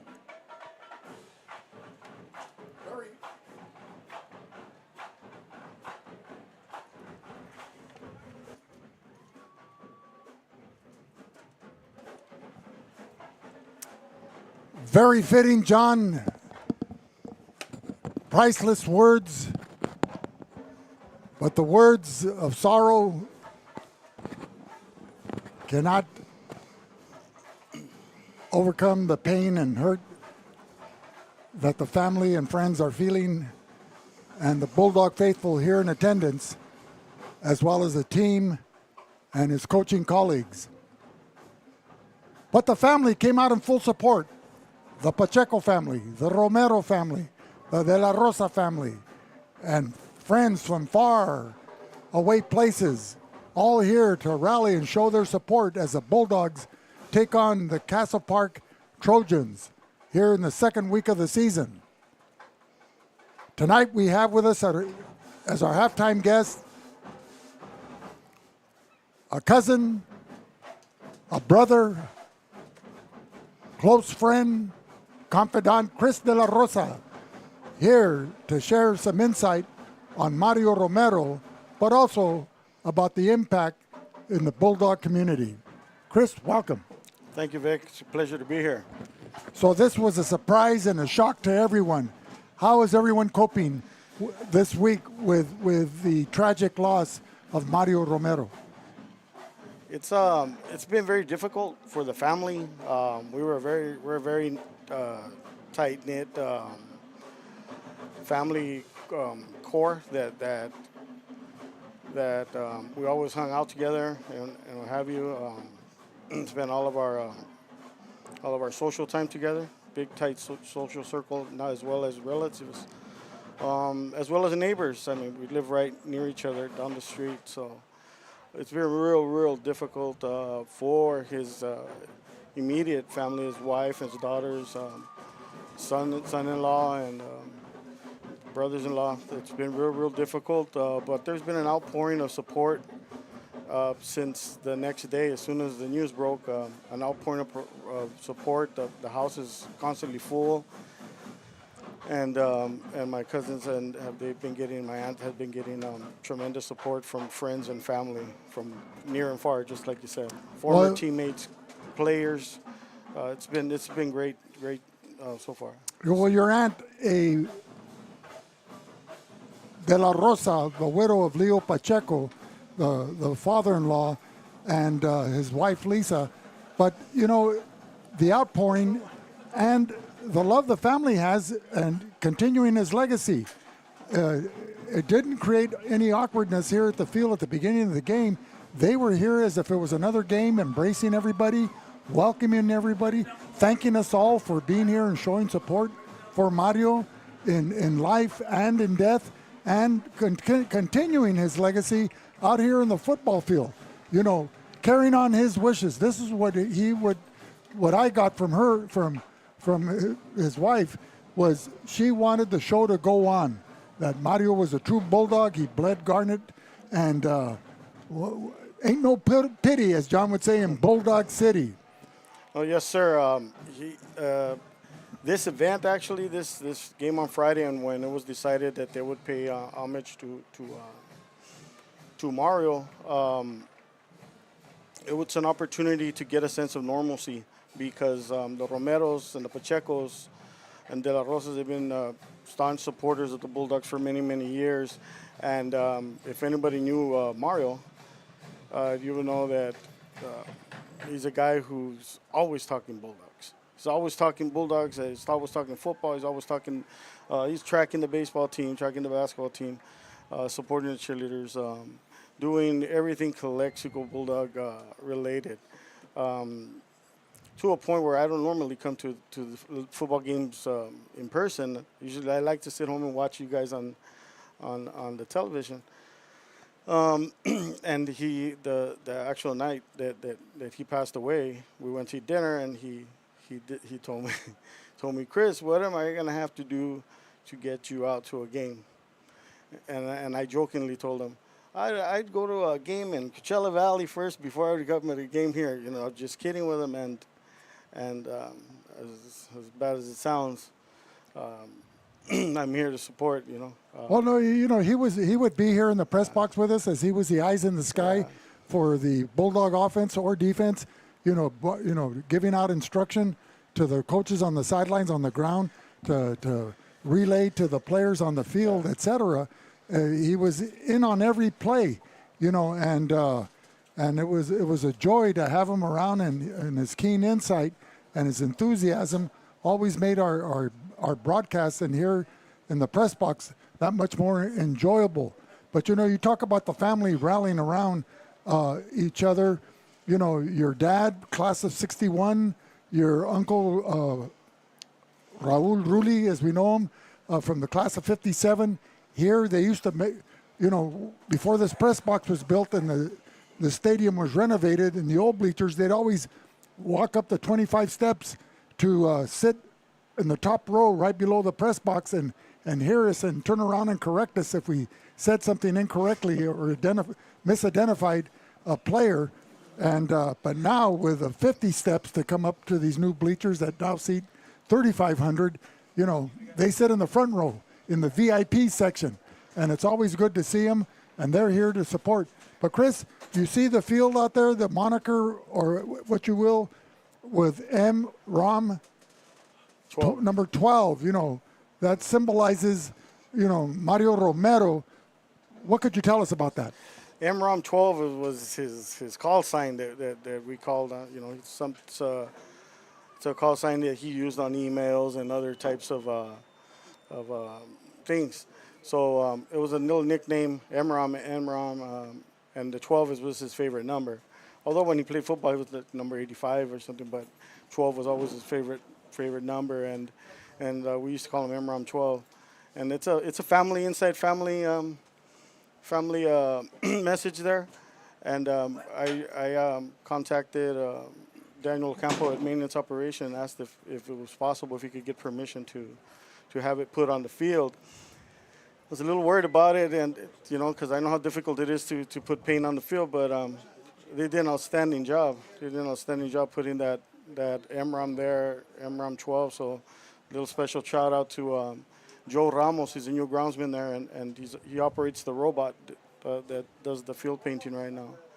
And he did an excellent job with MROM 12. We're real happy to see it. Well, let's talk about that, Chris, because you left big shoes to fill, as Calexico was the most beautiful stadium the last couple of years when you dedicated your time and your crew. That was outstanding in putting the Bulldog moniker, the end zone, the sideline markers, etc. And particularly when we went from radio to VSN, where people could see what we were trying to describe over radio, it really added volumes to the to our broadcasts. But you've left the school district, and now you've journeyed up north to the Coachella Valley School District. Tell us, what does your new position entail? My new position there is it's called a project manager, facilities planning. So I work in the facilities department now as opposed to maintenance department, and I work directly overseeing school construction projects. So kind of the projects you see going around here at Calexico High School. Over in Coachella Valley, they have 22 sites, and about half of them have active projects on them. You know, so. From a cultural and a and a demographic standpoint, a lot of similarities between the southern Coachella Valley and the Imperial Valley. What has the daily commute been like? And I'm sure there's a lot of former Valleyites, former Bulldogs living in the Coachella Valley that you may run into. But was the transition simple for you, or were there hurdles to overcome? Well, transition was a little bit difficult because you leave a lot of friends and family behind. I mean, you work with your coworkers for 28 and a half years, and at some point they become family. You know, you're with them the majority part of your day, and so to leave those people behind was difficult. The transit is great. In the morning, it's great. I mean, I get the occasional sandstorm on the way back, you know, and during the months of March and April, May, you know. But it's been great. It gives me that decompression time when I get home, something that I thought I needed when I worked here. I only worked a mile and a half from my office, so. Well, you know, yeah, speaking about a short distance to come to work, John Moreno, now the new principal at Calexico High School, coming over from crosstown Aurora High School, and Calexico High School and its physical plant going through a lot of remodeling, rebuilding, and renovation, and it'll be a jewel once it all gets done. But, you know, the first day of school, Monday, the storm with Hurricane Hillary and the traffic congestion and a lot of highway construction on Highway 98, the main artery for east and west traffic through the city of Calexico, unfortunately, and Rockwood intersection for Rockwood School also closed off. So there have been a lot of newness coming on as both of you walk into new positions. How would you like to collaborate on that, John, as we invite you to partake in our halftime interview? Well, we're learning to find a way to work through this construction. There's new things going on every day. The kids at lunchtime really don't have an area that they want to call their own, but we're still working on where they congregate. To me, that's important during supervision at lunchtime. The teachers are also getting used to it. They're knocking down the main office, the counseling office, the 3 wings with the art classrooms, and then the old chemistry lab with the second wing and the first wing, and then the cafeteria. They've already knocked down that first wing right next to the cafeteria, and the cafeteria is probably next. And hopefully once these things are raised, then they can look at the foundation of these buildings. You know, I should have asked you to take pictures before all this happened. Class of 68 is having their 55th class reunion October 13th through the 15th. And some of the class committee members have called me over the summer to ask if I could help arrange a tour of the high school that weekend. And of the old school, of the old buildings, primarily, not necessarily the new construction, but I guess I can just show them pictures or just tell them to go to Applebee's and order another glass of orange juice, Yeah. you know, with their breakfast or lunch. Yeah, you know, Vic, and for John, in the school construction, there's never a good time to do construction in the school environment. And the summers are way too short to reasonably expect a project to be completed over the summer. That's why they lag into the fall, and you hope that they're done by January. Those are small projects. But acts of God, Hurricane Hillary, different other monsoons that we've had over the years that have created delays. And unfortunately, they're dealing with big, heavy equipment and modules. Like when they erected these two-story buildings, the delivery was delayed just simply because it rained, and we couldn't set them down. Well, change is always good. You know, some people resist change, but it's always for the better. And the important thing is to give the kids the opportunity to be most successful as they embark on their careers after high school. Chris, as we're getting to the closing moments of our halftime show, is there any closing commentary that you'd like to make, or a message that you'd like to convey out there, or just something that we didn't cover? No, just to thank everybody that's out there, everybody listening or watching at home. Thank you for all the support on behalf of the Romero family, De La Rosas, Pachecos. It just means the world to us. To see around town and for you just to extend your hand. We haven't talked to you for months or years. For you to extend your hand and say, hey, you know, I'm sorry to hear about your pariente. It means everything. Well, on behalf of all our families, the VSN Family Network and the Bulldog Media, our sincerest condolences and sympathies to you, the Romero family, the Pacheco family, and De La Rosa family, and all his close friends and teammates. I mean, you know, his community, his inner circle was a big circle. It was just like you throw a rock into a pond and just the ripples as they go out. He touched a lot of people. Yeah, yes, sir. And I would be remiss not to give my condolences on behalf of my family to the Espinosa family, who recently lost Jerry Espinosa, classmate of mine, class of 90. It was very sad to hear, and our sincere condolences go out to them. Yeah, Jerry Espinosa, Baja runners, a great man, a great guy, and always supportive of the youth in the community as well as the community at large. Chris De La Rosa, thank you very much for gracing our halftime show. Thank you. I've always wanted to be on the halftime show. Unfortunately, not under these circumstances, but I really appreciate it. A big fan of you guys for many, many years. Thank you. And I always let you know. Well, Thank you, guys. We remember him from when he was in diapers. Back in the day. Thank you, Chris. Thank you. Ladies and gentlemen, Chris De La Rosa from the De La Rosa family. And now we welcome back John Moreno in some closing comments here of the first half. Well, Vic, it was very nice that we had Mario's family up here to share with us and our viewing audience the greatness that Mario Romero was and left his legacy, left his mark on several Bulldog football varsity teams, as he's been coaching for the last 4 years during we started with the COVID season. But a great loss like this affects everybody. You know, I was a coach back in the day when Mario was in high school, and I remember the the attitude that those boys had in 1993. Butch Morales, Mikey Lopez, Eddie Leal, Farmer Robles, and Bardo Gutierrez, and Bobby Lucero.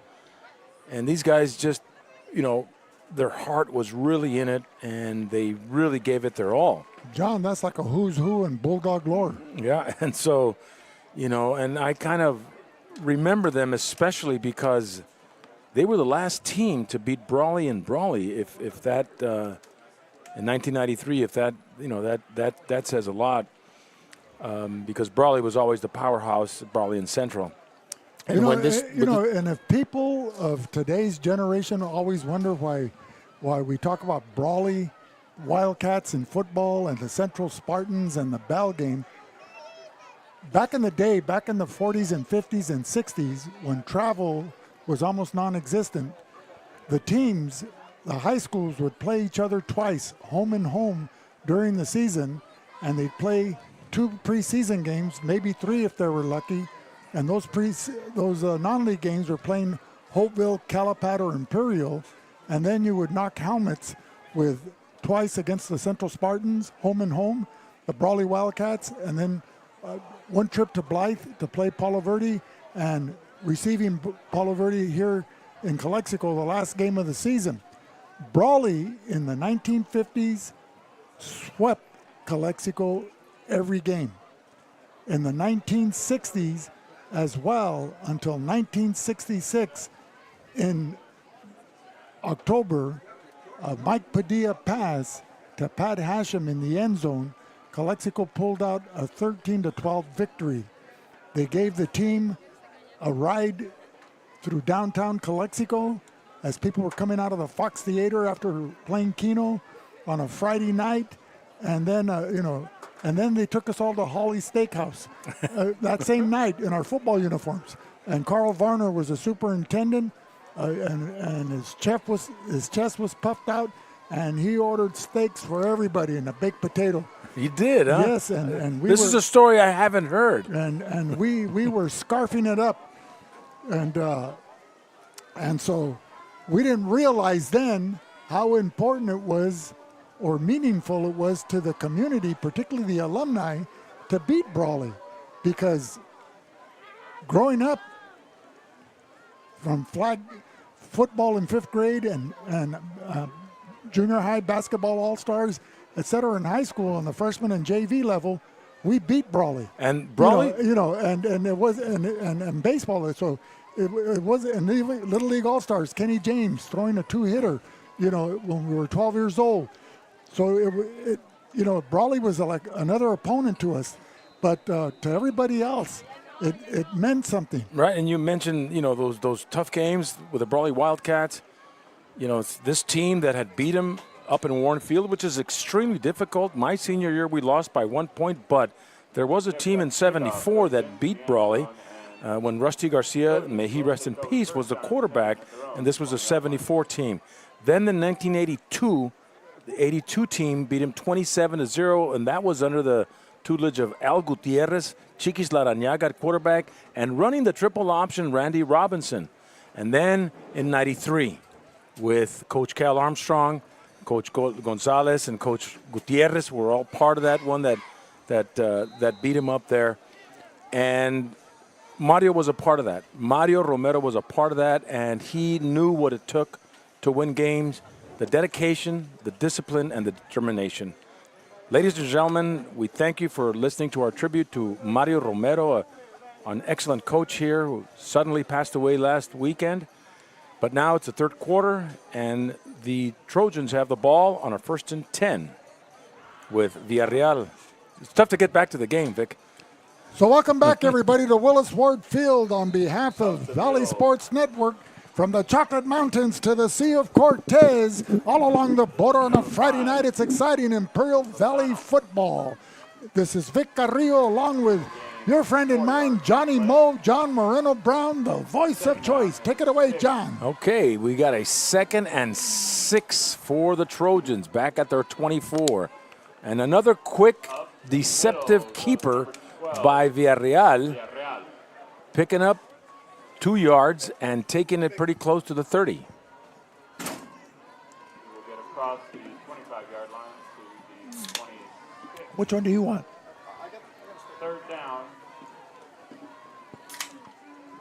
We'd like to thank Dogs Hot Dogs, Eddie Rodriguez and his son, Ivan, for bringing us some delicious hot dogs here up in the booth. Vic wolfed down 2 of them with grilled onion. Oh, one, sorry. Just one. I shared my other one. With grilled onions. With a Bulldog statistician. And I like the fresh onions, so don't get too close to me, Vic. Okay. I thought you had a chili dog. And the chili too, yeah. A pitch, number 3, Diego Sandoval runs out of bounds. And bring up a 4th and short for the Castle Park Trojans as we're starting the 3rd quarter of play. In this, the 2nd game of the 2023 season, Calexico and the Castle Park Trojans out of Chula Vista. So after 2 quarters of play, the Bulldogs went in at halftime leading 21-13. Coming out on defense here to start the second half, Andrew Rivera, the key to the Calexico Bulldogs as they get set to punt. A high snap. Sandoval gets it end over end and will not be returned, as he was cautious this time because the last punt was blocked and taken in for a touchdown by Marco Esquer. Spotted at the 49-yard line. So the Bulldogs will have excellent field position on their opening possession in the 3rd quarter. Quarterbacking the Bulldogs here is junior quarterback Bobby Montejano.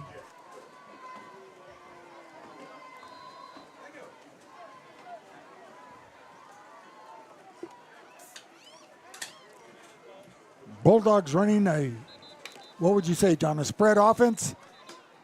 Shotgun formation, relying on the running of Gastelum, Canchola, Frankie Loera Rodriguez. A gun tee with jet sweeps, or thrown out of the shotgun position. So the gun tee is, I think they went to a camp out in Batesville, Arkansas. That's right, a year ago spring, to listen to a week seminar of the guru who developed this system.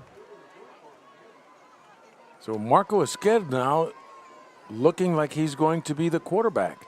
Well, Marco Esquer, a receiver, we may see the Wildcat version here unless he can throw the football like his cousin David. Alcala in the backfield. Alcala will take the handoff and no gain on the play. He will be stopped for no gain on the play. So Bobby Montejano had a chance to talk with the coach and is now back in the game. And Alcala is coming out. Well, communication is the key to success, John. As you would say, clear is clear. Absolutely.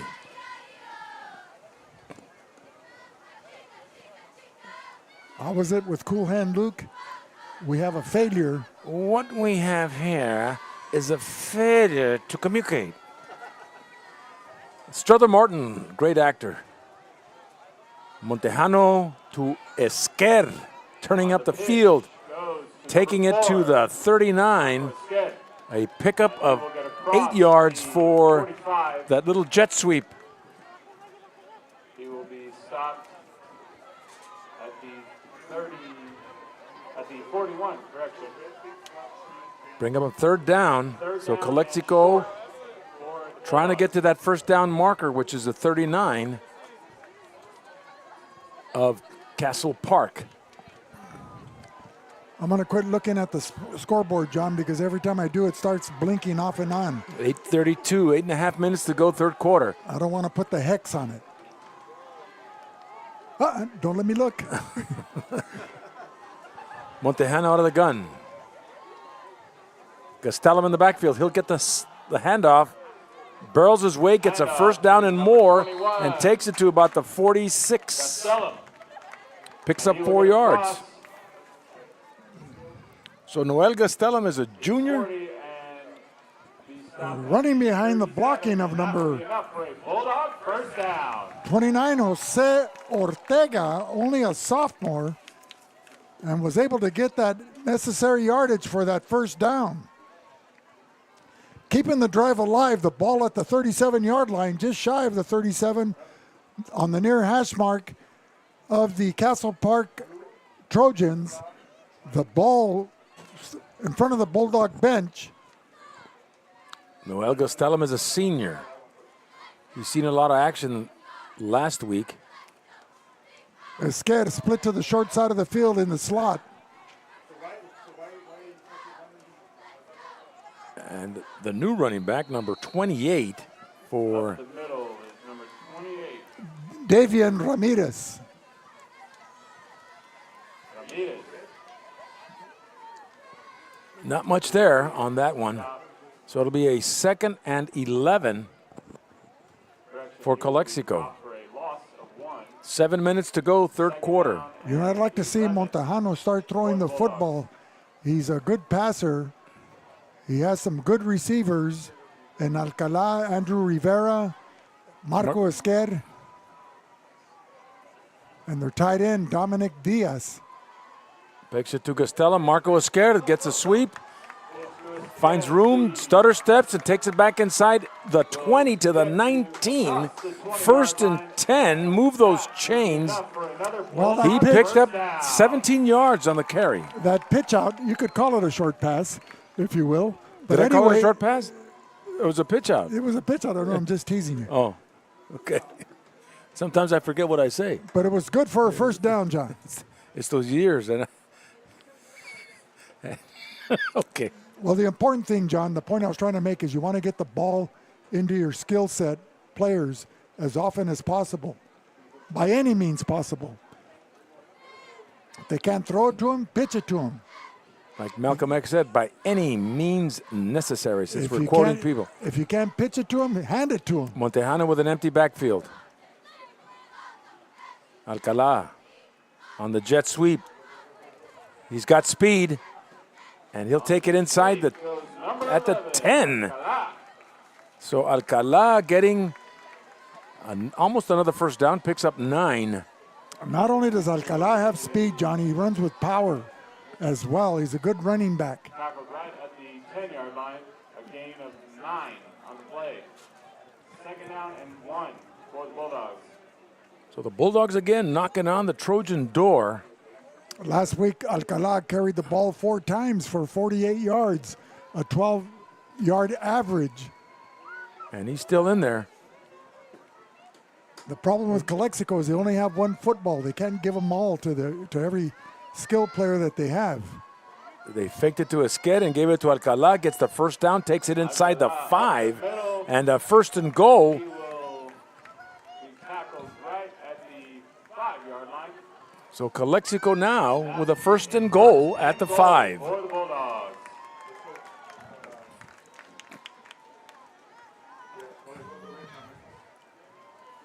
Number 73, Giovanni Mosley, slowed up Alcalá there and then allowed Josiah Buggs, along with Sebastián Lozano, coming in to assist on the tackle. But not until a first down was picked up for Calexico. Tonight's game is brought to you by Esquer Realty. Discover your dream home with Mark Esquer Realty. Our dedicated team is committed to finding the perfect property for you. From cozy condos to luxurious estates, trust Mark Esquer Realty for all your property needs. The mark of excellence. By Burgers and Beer, for the best burgers in town, it's always Burgers and Beer, open 7 days a week. And you can catch the VSN Game of the Week at Burgers and Beer. By the El Centro Police Department, who we are dedicated to serve our community through partnerships, professionalism, and uncompromising excellence. That's the El Centro Police Department. So a 1st and goal from the 5. Calexico with 4.5 minutes left in the third quarter. And Bobby Montejano and Luis Alcalá in the back. You've got Canchola in the slot as the wingback. And Canchola a gets little the ball. misdirection with Canchola taking it into the end zone. Touchdown, Calexico from 5 yards out. Just like you called it, John.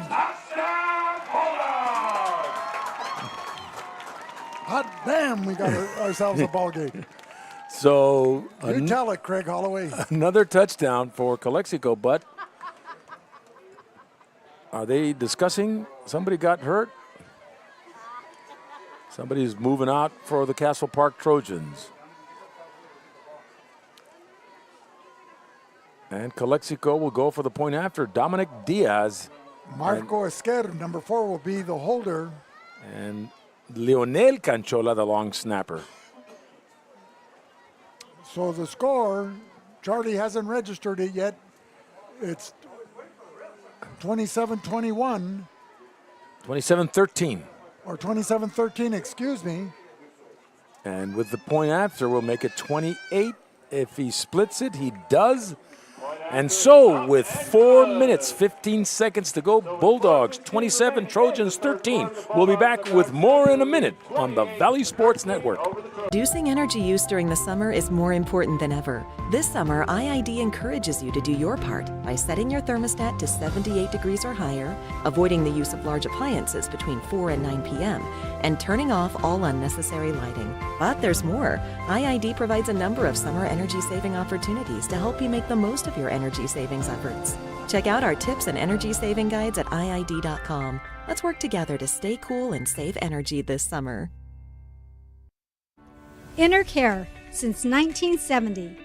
When it comes to healthcare, InnerCare is here to help, with locations throughout the Imperial Valley. InnerCare, improving the health and wellness of the community.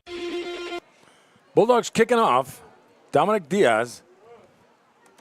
28-13. Calexico. Hampton deep to receive, along with Nicholas Lopez for the Trojans.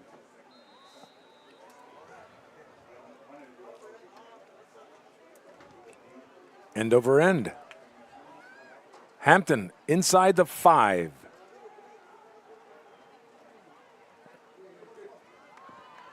And Ball is taken by number 37, Hampton. so bringing him down, number 28 for Calexico, that is Davian Ramirez. But standing him up with the initial contact was number 19, Isaiah Perez. A senior hit him first, knocked him back, and then his fellow teammates on the kickoff coverage team came to finish him off. So the Castle Park Trojans will start out inside their own 20-yard line, back at their 17, with their second offensive possession here in the third quarter. And hopefully we'll be able to get some updates tonight at Central and Palm Desert with our VSN North, Will Torres and Coach Mike Swearingen.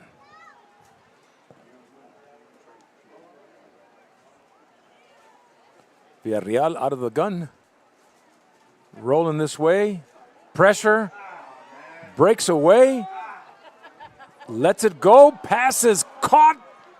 Number 7, Josiah Buggs, caught that pass while Villarreal was scrambling for his life. Well, give credit where credit's due. Villarreal, his athleticism and deftly scrambling to his right and left, trying to elude the Bulldog pressure, and he didn't have a large window to escape their grasp, and able to desperately a desperation pass to Buggs over the middle, Isaiah Buggs, number 7, and give the Castle Park Trojans some breathing room.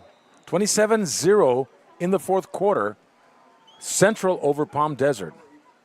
Coach Rookie Pena continuing his dominance in the Imperial Valley and Riverside leagues.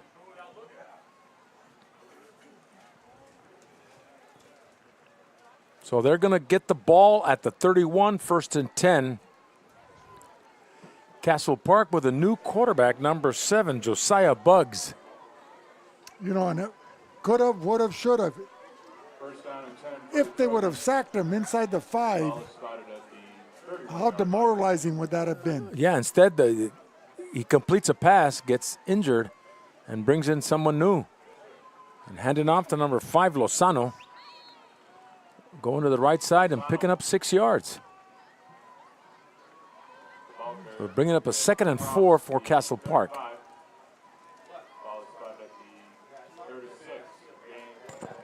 And a little under 3 minutes to go as we're almost closing up this third quarter. Lozano, known more for his defensive prowess, he led the team of the returning players with 51 tackles last year. Fumble. Definite mishap in the exchange between center and quarterback. So they'll lose it down there, bringing it to 3rd and 6. Loss of 1 on the play. 3rd down and 6 for the Trojans. So Castle Park, in their season opener last week at Bonita Vista, lost 34-12. The Calexico Bulldogs hosted the Palo Verde Yellow Jackets, and they won a close one, 14-7. Right now, Calexico leading 28-13 with 1:50 remaining here in the third quarter. Hampton with the ball. And are my eyes deceiving me? That's a fast-moving quarter. About a yard. Clock, John. So a 4th and long, a 4th and short, I should say, for the Trojans, and Salcedo will get to punt the ball.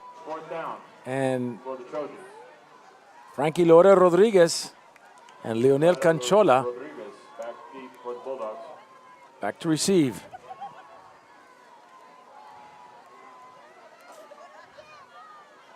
High snap, the Bulldogs look to recover right there as the punter couldn't get it, but there's a flag by the 50-yard line. We do have a penalty flag on the play. So a penalty flag thrown right here. Way far away from where the ball was.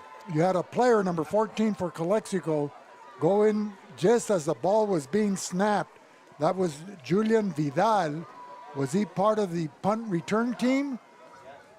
Or was it a personal foul here thrown as he was chicken fighting with the Castle Park defender?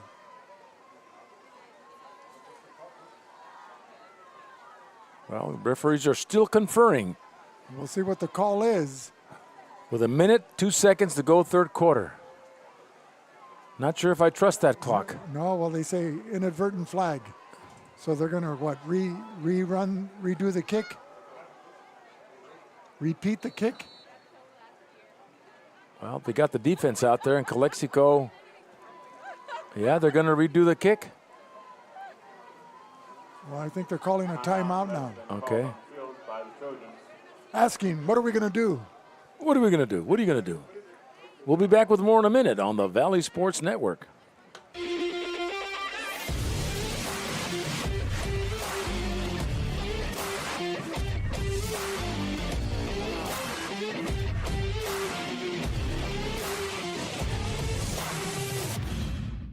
Marianne Valenzuela Fenley is your State Farm insurance agent in the Imperial Valley. And like a good neighbor, she's located at 528 G Street in Brawley. Call State Farm agent Marianne Valenzuela Fenley at 760-344-0447 for your home, auto, and life insurance. Back here live at Ward Field with 1 minute to go, third quarter. Bobby Montejano's out there, Vic, so Calexico has the football at the 28, going in. 1 minute 2 remaining. Bulldogs southbound here at Willis Ward Field, going left to right on your television screen. La Fonda Bar and Grill, a fiesta of flavor in every bite. Experience the vibrant taste of Mexico with our authentic dishes crafted from the freshest ingredients. From sizzling carne asada to mouth-watering enchiladas. Satisfy your cravings at La Fonda, an El Centro tradition located at 1915 South 4th Street. Taking care of the entire Imperial Valley, Imperial Flyer Service with all your aviation fuel needs. Proud supporter of our U.S. military and Imperial Valley communities. By Arctic Air Conditioning, we know that having the right people on the job is just as important as choosing the best equipment. Come see Arctic Air Conditioning and Heating in El Centro. Call them at 352-8855. And by Sanders Incorporated, Architecture and Engineering. Experience innovative design with Jimmy Sanders Architecture and Engineering. From dreams to reality, we craft spaces that inspire. Sanders Incorporated is a proud supporter of the Imperial Valley football, and we wish all Imperial Valley schools a safe and successful season. Unlock your company's potential with Keystone HR, the trusted partner for all your human resource needs. From talent acquisition to employee development, we're here to streamline your HR processes and elevate your workforce. Choose Keystone HR and build a stronger, more productive future for your business. Call us at 357-2929. So now we see Castle Park with the ball with excellent field position down at the Calexico 41. Villarreal is back in the game, and he's pitching the ball to Hampton, who takes it to the 35 and picks up 6.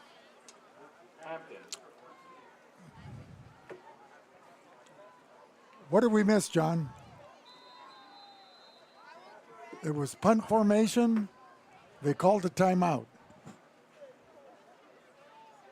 There was a penalty down here by the 50. Calexico had. Did Calexico have 12 players on the field? When number 14 went in right before the snap. That was at the urging of one of the coaches on the sideline. But why would they gain all that yardage? So, well, we'll have to ask J.J. Jackson, look at the replay, and maybe come to some kind of conclusion. With 7 seconds, the clock will count down, and we'll switch quarters and go into the last 12 minutes of the game. That's the end of the 3rd quarter. We'll be back with more in a minute on the Valley Sports Network. Whether you're looking to purchase or sell, your next home awaits. Give the Dom team a call. With over 50 years of experience and over 100 years in the Imperial Valley, Andy and Doug can help you find the right home at the right price fast. Visit us online at www.thedomteam.com and let Andrew and Doug find the perfect home for you. Call today, 760-337-8600. Ojeda Industries is here to offer solutions with exceptional products and services for all your agricultural, industrial, and power transmission needs. It's Ojeda Industries, hydraulic repair service in Brawley at 1698 Jones Street. Call us at 760-623-7299.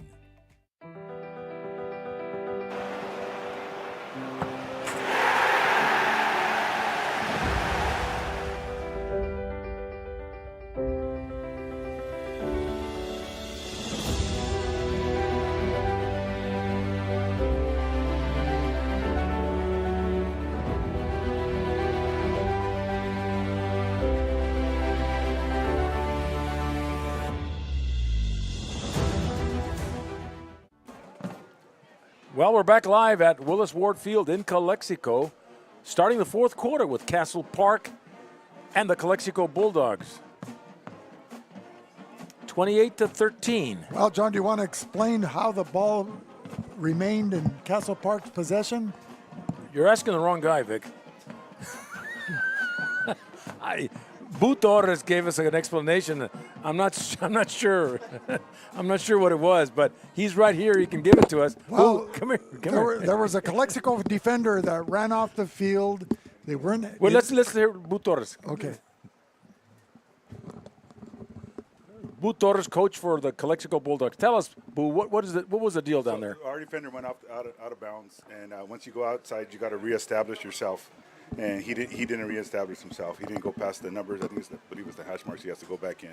So that's the penalty. So how much was that? More, that would look like a 20-yard penalty. It's a 15-yard penalty. It was a 15-yard penalty. Okay, from the point of infraction. From the line of scrimmage, they were at 4th and 4. That's why he looked. And so that's why they got the first down.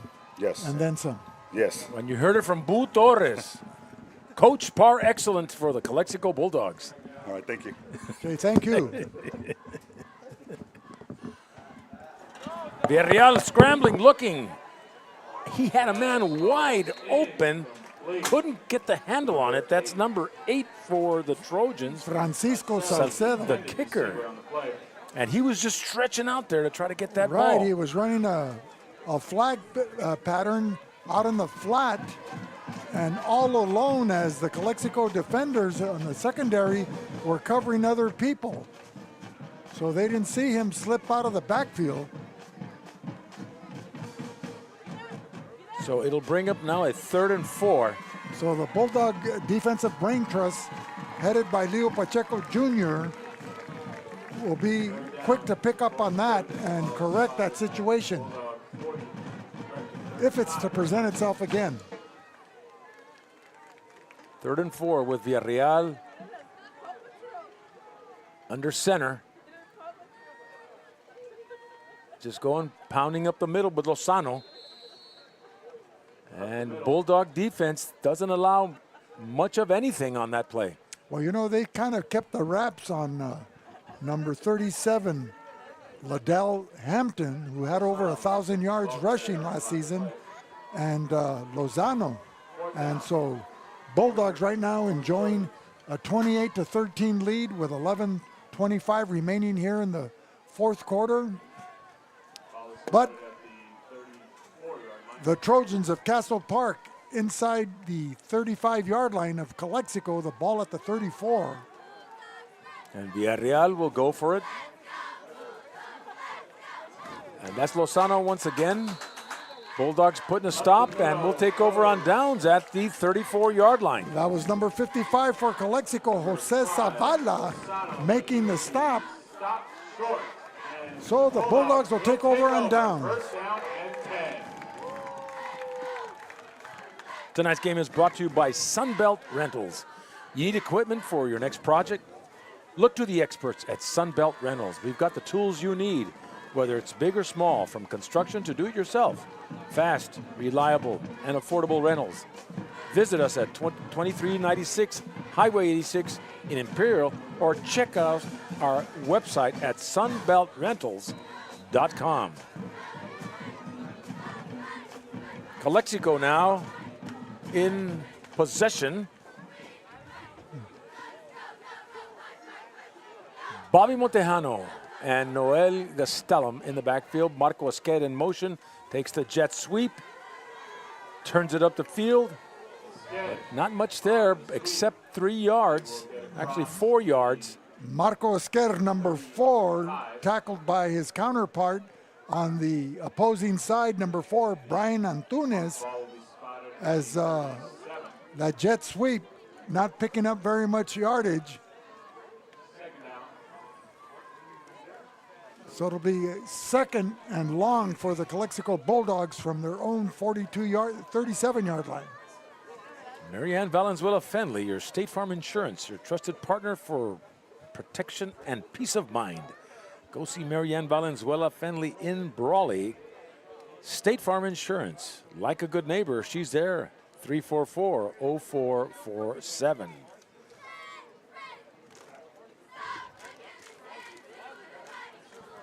So 2nd and 7. So the Bulldogs have been keeping it close to the vest, John, running the ball instead of airing it out. Last week, Bobby Montejano was 6 for 6. 6 pass attempts, 6 completions with 1 touchdown to Marco Esquer.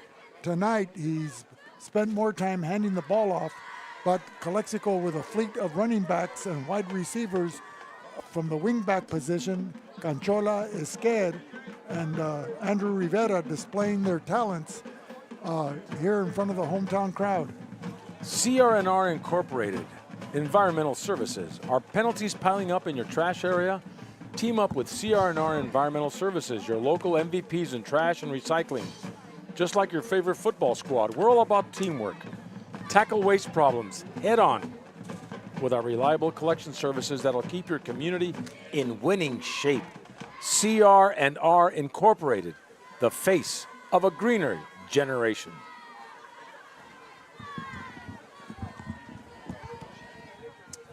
Well, you know, John, we didn't talk about the keys of the game before this game because this was a special night honoring Mario Romero, and fittingly so.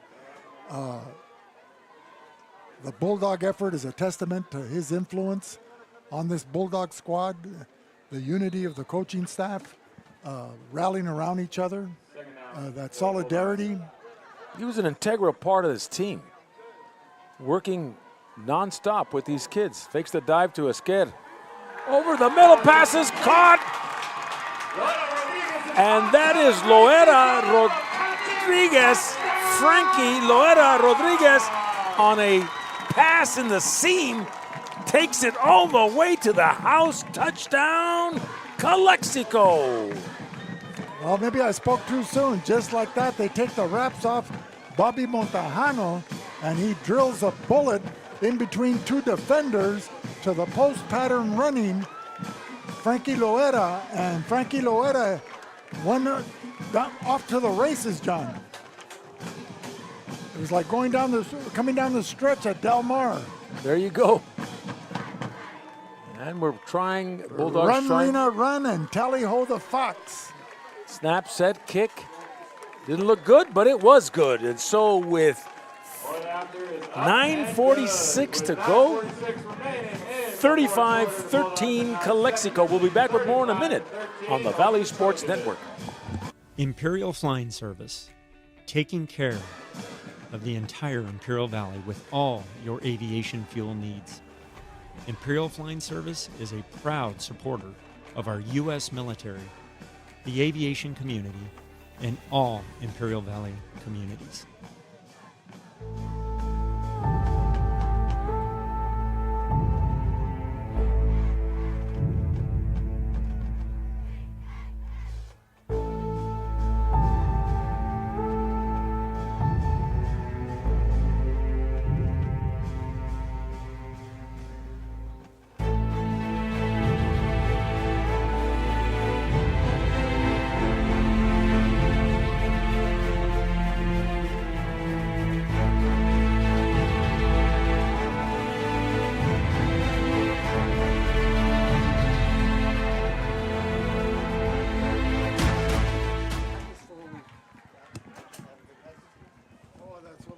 Dominic Diaz kicking off for the Bulldogs, end over end, high kick.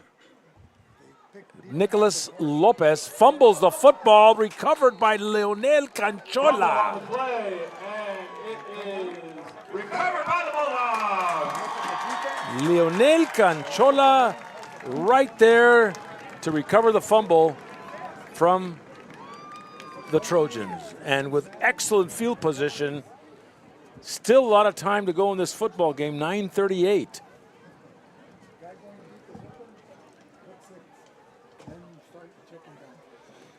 So Calexico will have a chance to show some of their offensive attack again. Bobby Montejano still in there. Marco Esquer.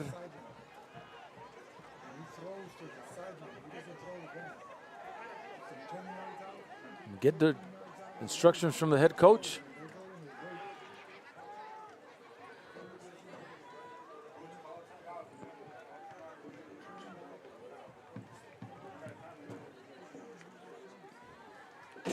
Leonel Gastelum and Bobby Montejano.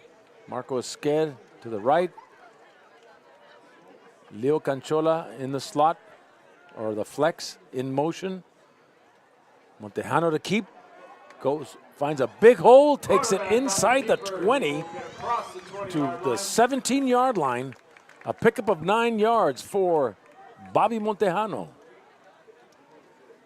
So the Calexico Bulldogs here in the fourth quarter looking to extend their 35-13 lead over the visiting Trojans of Castle Park out of Chula Vista, California. Castle Park and Calexico enjoying a home-and-home series that goes back, what, John, 4 years? Yeah, with 3 years, because they came to Calexico during the Ernie Sanchez senior year, where he exploded on the gridiron. And Calexico will be making a return visit next year. Alcalá in the backfield. Pitches it to Esquerra. Stumbles and brought down at the 10 with a 1st and 10 after he picks up 10 yards. And Calexico with excellent field position now. An excellent pickup for Esquerra and the Calexico Bulldogs. Excellent line blocking by Sanchez, Alvarado, along with Chris Nunez, taking out the right side of the Castle Park defense.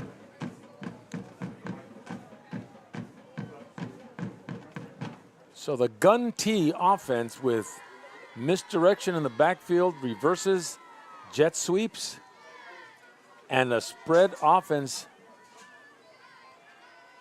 as well with Noel Gastelum in the backfield. Rivera in motion. All alone. And pass is caught by number 86 for Calexico. That is a number and a name we don't have. Ask Andy Rojas who 86 is. Who's 86? Who's 86? Anyway, so a second and goal from the 4.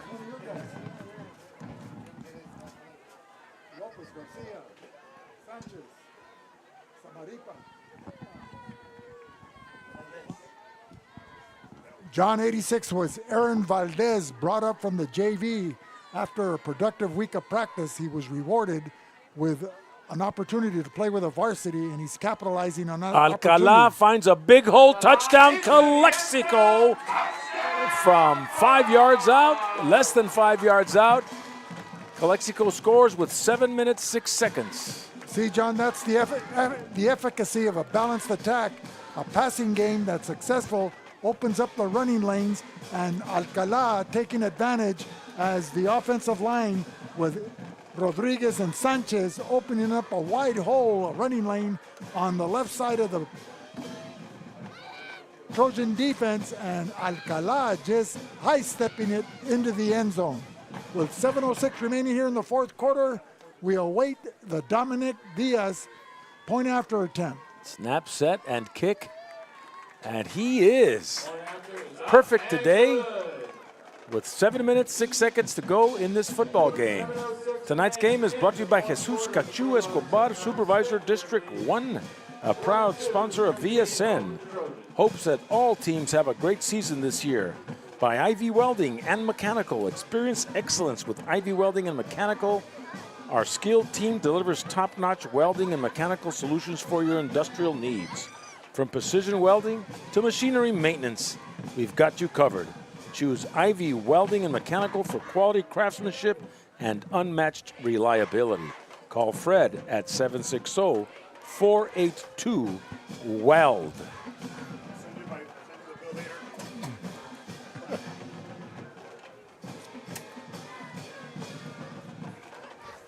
Well, Vic, what is your assessment of the situation? Well, what I've seen is very promising and bodes well for the Bulldogs in the future, John, as they have a lot of players that are productive, a balanced running game complemented with an outstanding passing game that puts the defenses on their heels. And these players make things happen. You know, so the only thing is that there's only one football to share on any given play, and so that's going to be the major decision that the coaching staff will have to make. But that's a good decision to make. Nicholas Lopez brought down by Leonel Canchola. And some of these players have been coming into their own. We've seen a lot. Leonel Canchola today. Well, John, the thing is... And he's only a sophomore. This is the fourth year of Coach Solano. He had that COVID shortened season when these kids were freshmen. And they've bought into the system. They believe in the system. They've been working out in the weight room, 0 period, working out in the summer. They've embraced the mentality of what it takes to be successful on the gridiron. Well, if they want to compete with Central and Brawley and Imperial and everybody else, they've got to be tough. They've got to hit hard. They have to be in shape.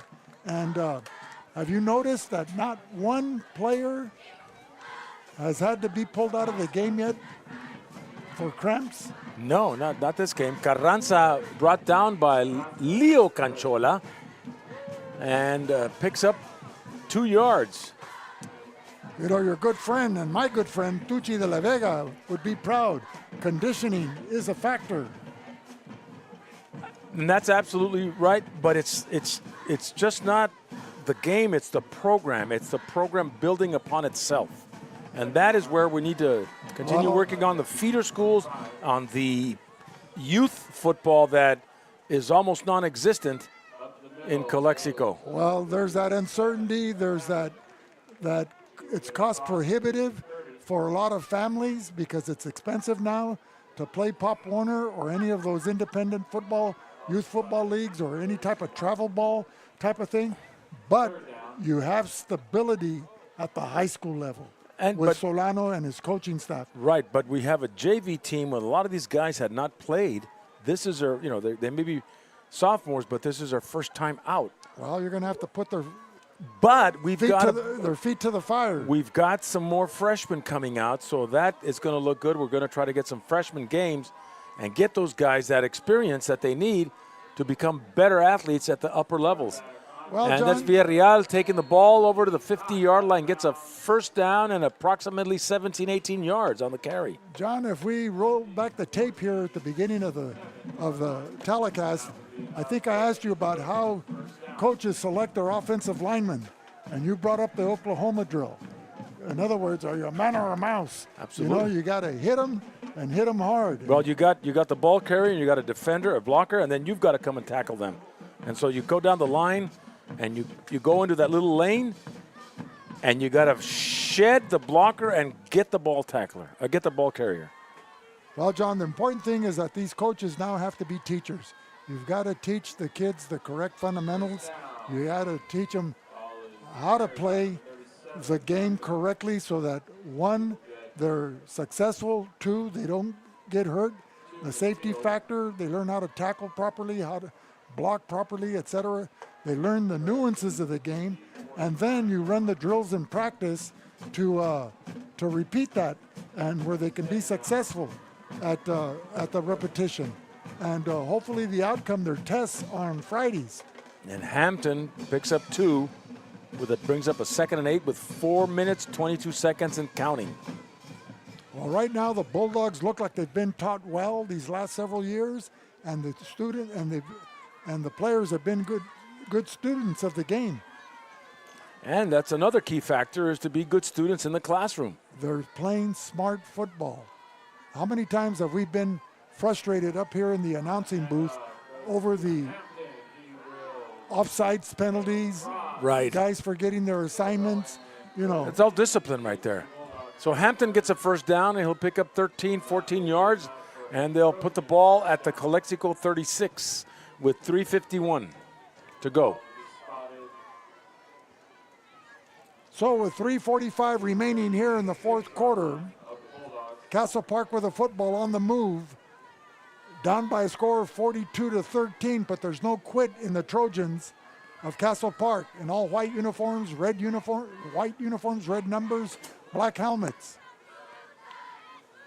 Their coach, an outstanding one in Paco Silva, trying to put this program back together again after losing 18 players from last year's third-place squad. Villarreal with a pass, the right side, looking for number 8. That is Salcedo. So incomplete. Now brings up a 2nd and 10. We just got a call from my equipment manager that they're going to need more uniforms for more players coming out. So, you know, that is a good problem to have. We've got, don't know if you've seen our Godfrey gym, but it's covered wall to, we're used to play basketball, covered wall to wall. Oh, John, I'm impressed. You've been lighting candles on Tuesday mornings, praying for more players to come out. That's what we need. You know, you got to get the exposures out there. You probably have talent that you don't know you have until it comes out. Nice little screen play. And he fumbles the football but recovers it. That's number 8, Salcedo. It went, Bulldogs got it. And who was that? It was behind his back. It was number 50 for Calexico, if I'm not mistaken. And that was Diego Trejo, a senior, making that recovery. So another turnover for the Bulldogs, denying Castle Park an opportunity. Diego Trejo, Oscar Gastelum's nephew, his sister Yvette Trejo is the mom. So he did a good thing here. So Calexico will take over at their own 38-yard line. Under 3 minutes to play, 2:57 to be exact, as number 73 for Castle Park, Giovanni Mosley, coming in, replacing number 71, Daniel Cimental, along with number 35,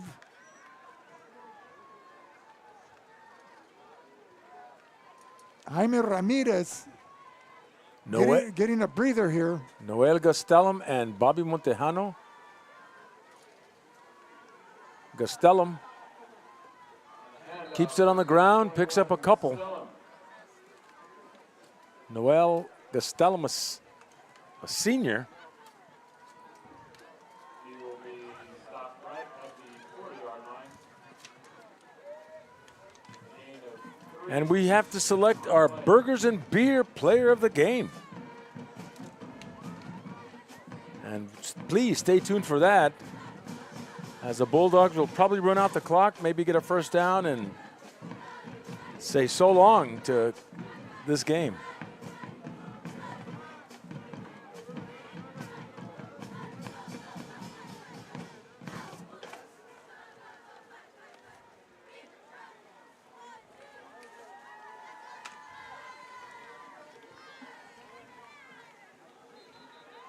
Penalty flags, probably delay a game.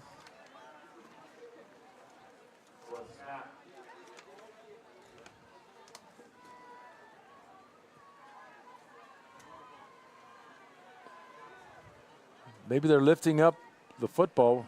They're talking to number 61. Let's see what the call is by J.J. Jackson. It's a 5-yard penalty. I guess it's a false start.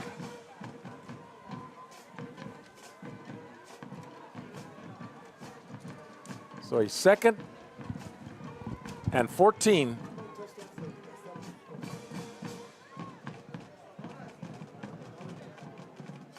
Bobby Montejano. Shotgun snap. Number 28, the ball carrier for Calexico. That's Davian Ramirez.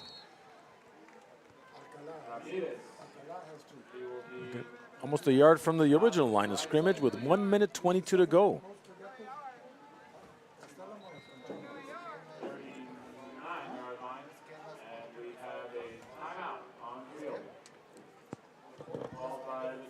We'll be back with more in a minute on the Valley Sports Network. Grosso's, an Imperial Valley tradition since 1955. Family owned and operated. Located at 1902 West Main Street, El Centro. Grosso's is open Wednesday through Sunday at 5 p.m. Order to go or come in for the Italian dining experience.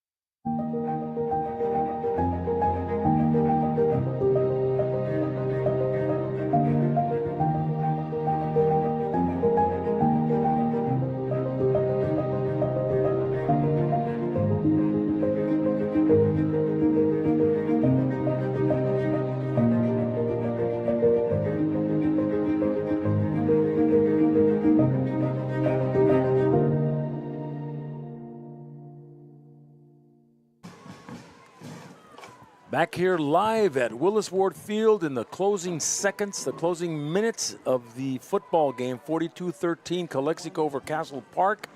The second game of the 23 season with Bobby Montejano rolling out right. Airs it out. Marco Esquer caught 1st and 10 right about the 48-yard line going in. So Marco Esquer on an excellent reception, moving the chains for the Bulldogs. Less than a minute to go. 21-11. So 1st and 10, Calexico probably going to take a knee in the victory formation. Just letting the seconds tick off.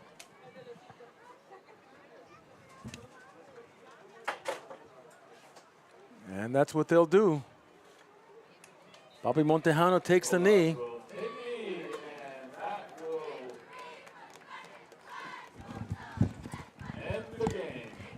So, ladies and gentlemen, the second game of the season for the Calexico Bulldogs.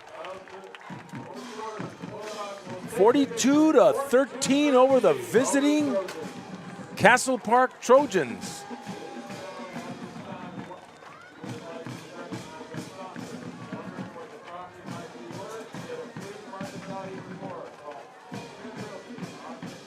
And we'll be back with more in a minute on the Valley Sports Network.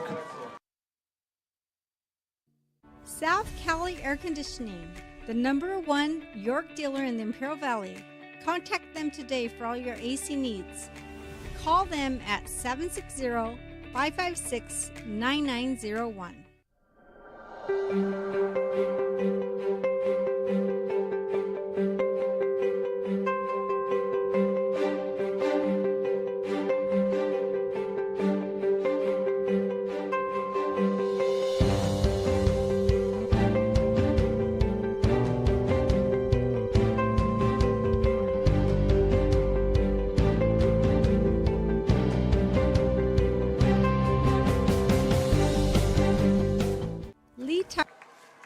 Well, we're here at the closing of the second game of the season for the Calexico Bulldogs, Vic.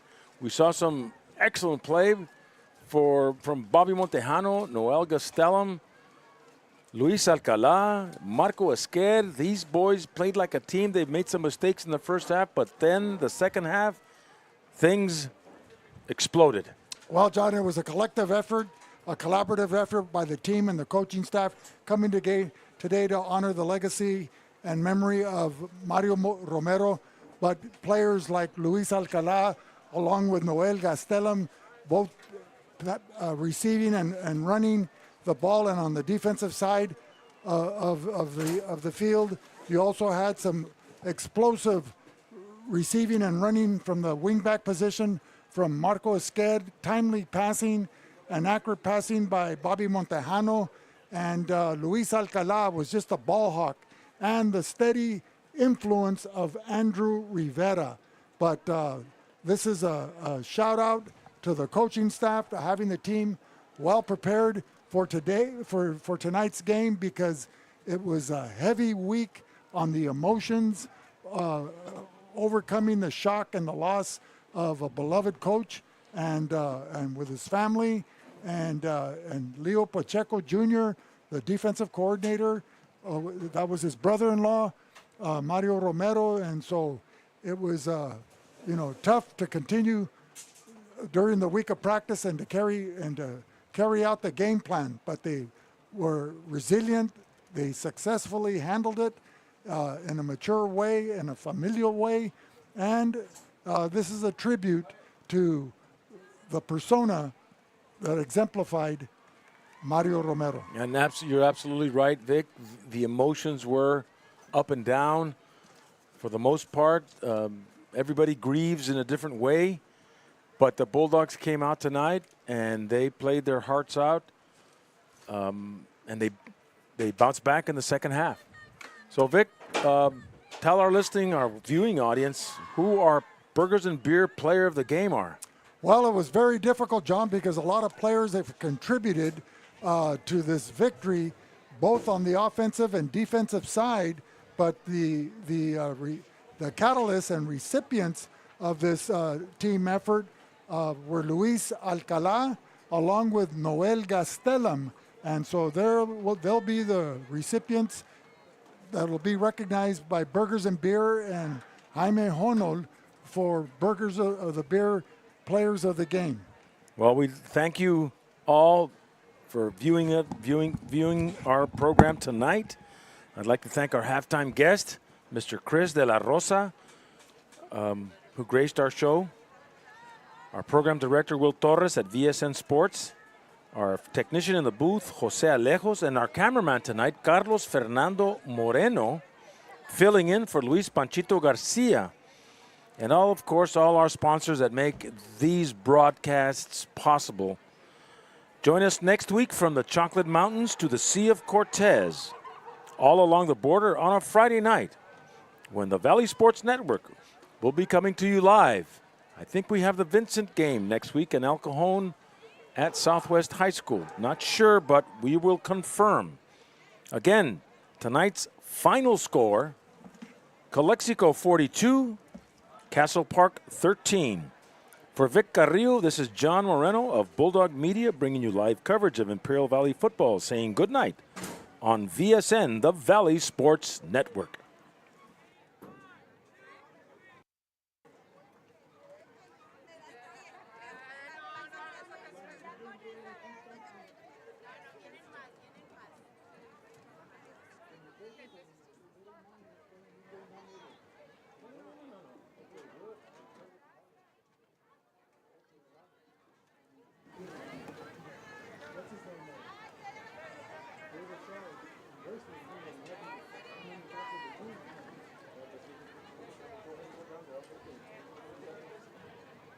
Hold on just a second.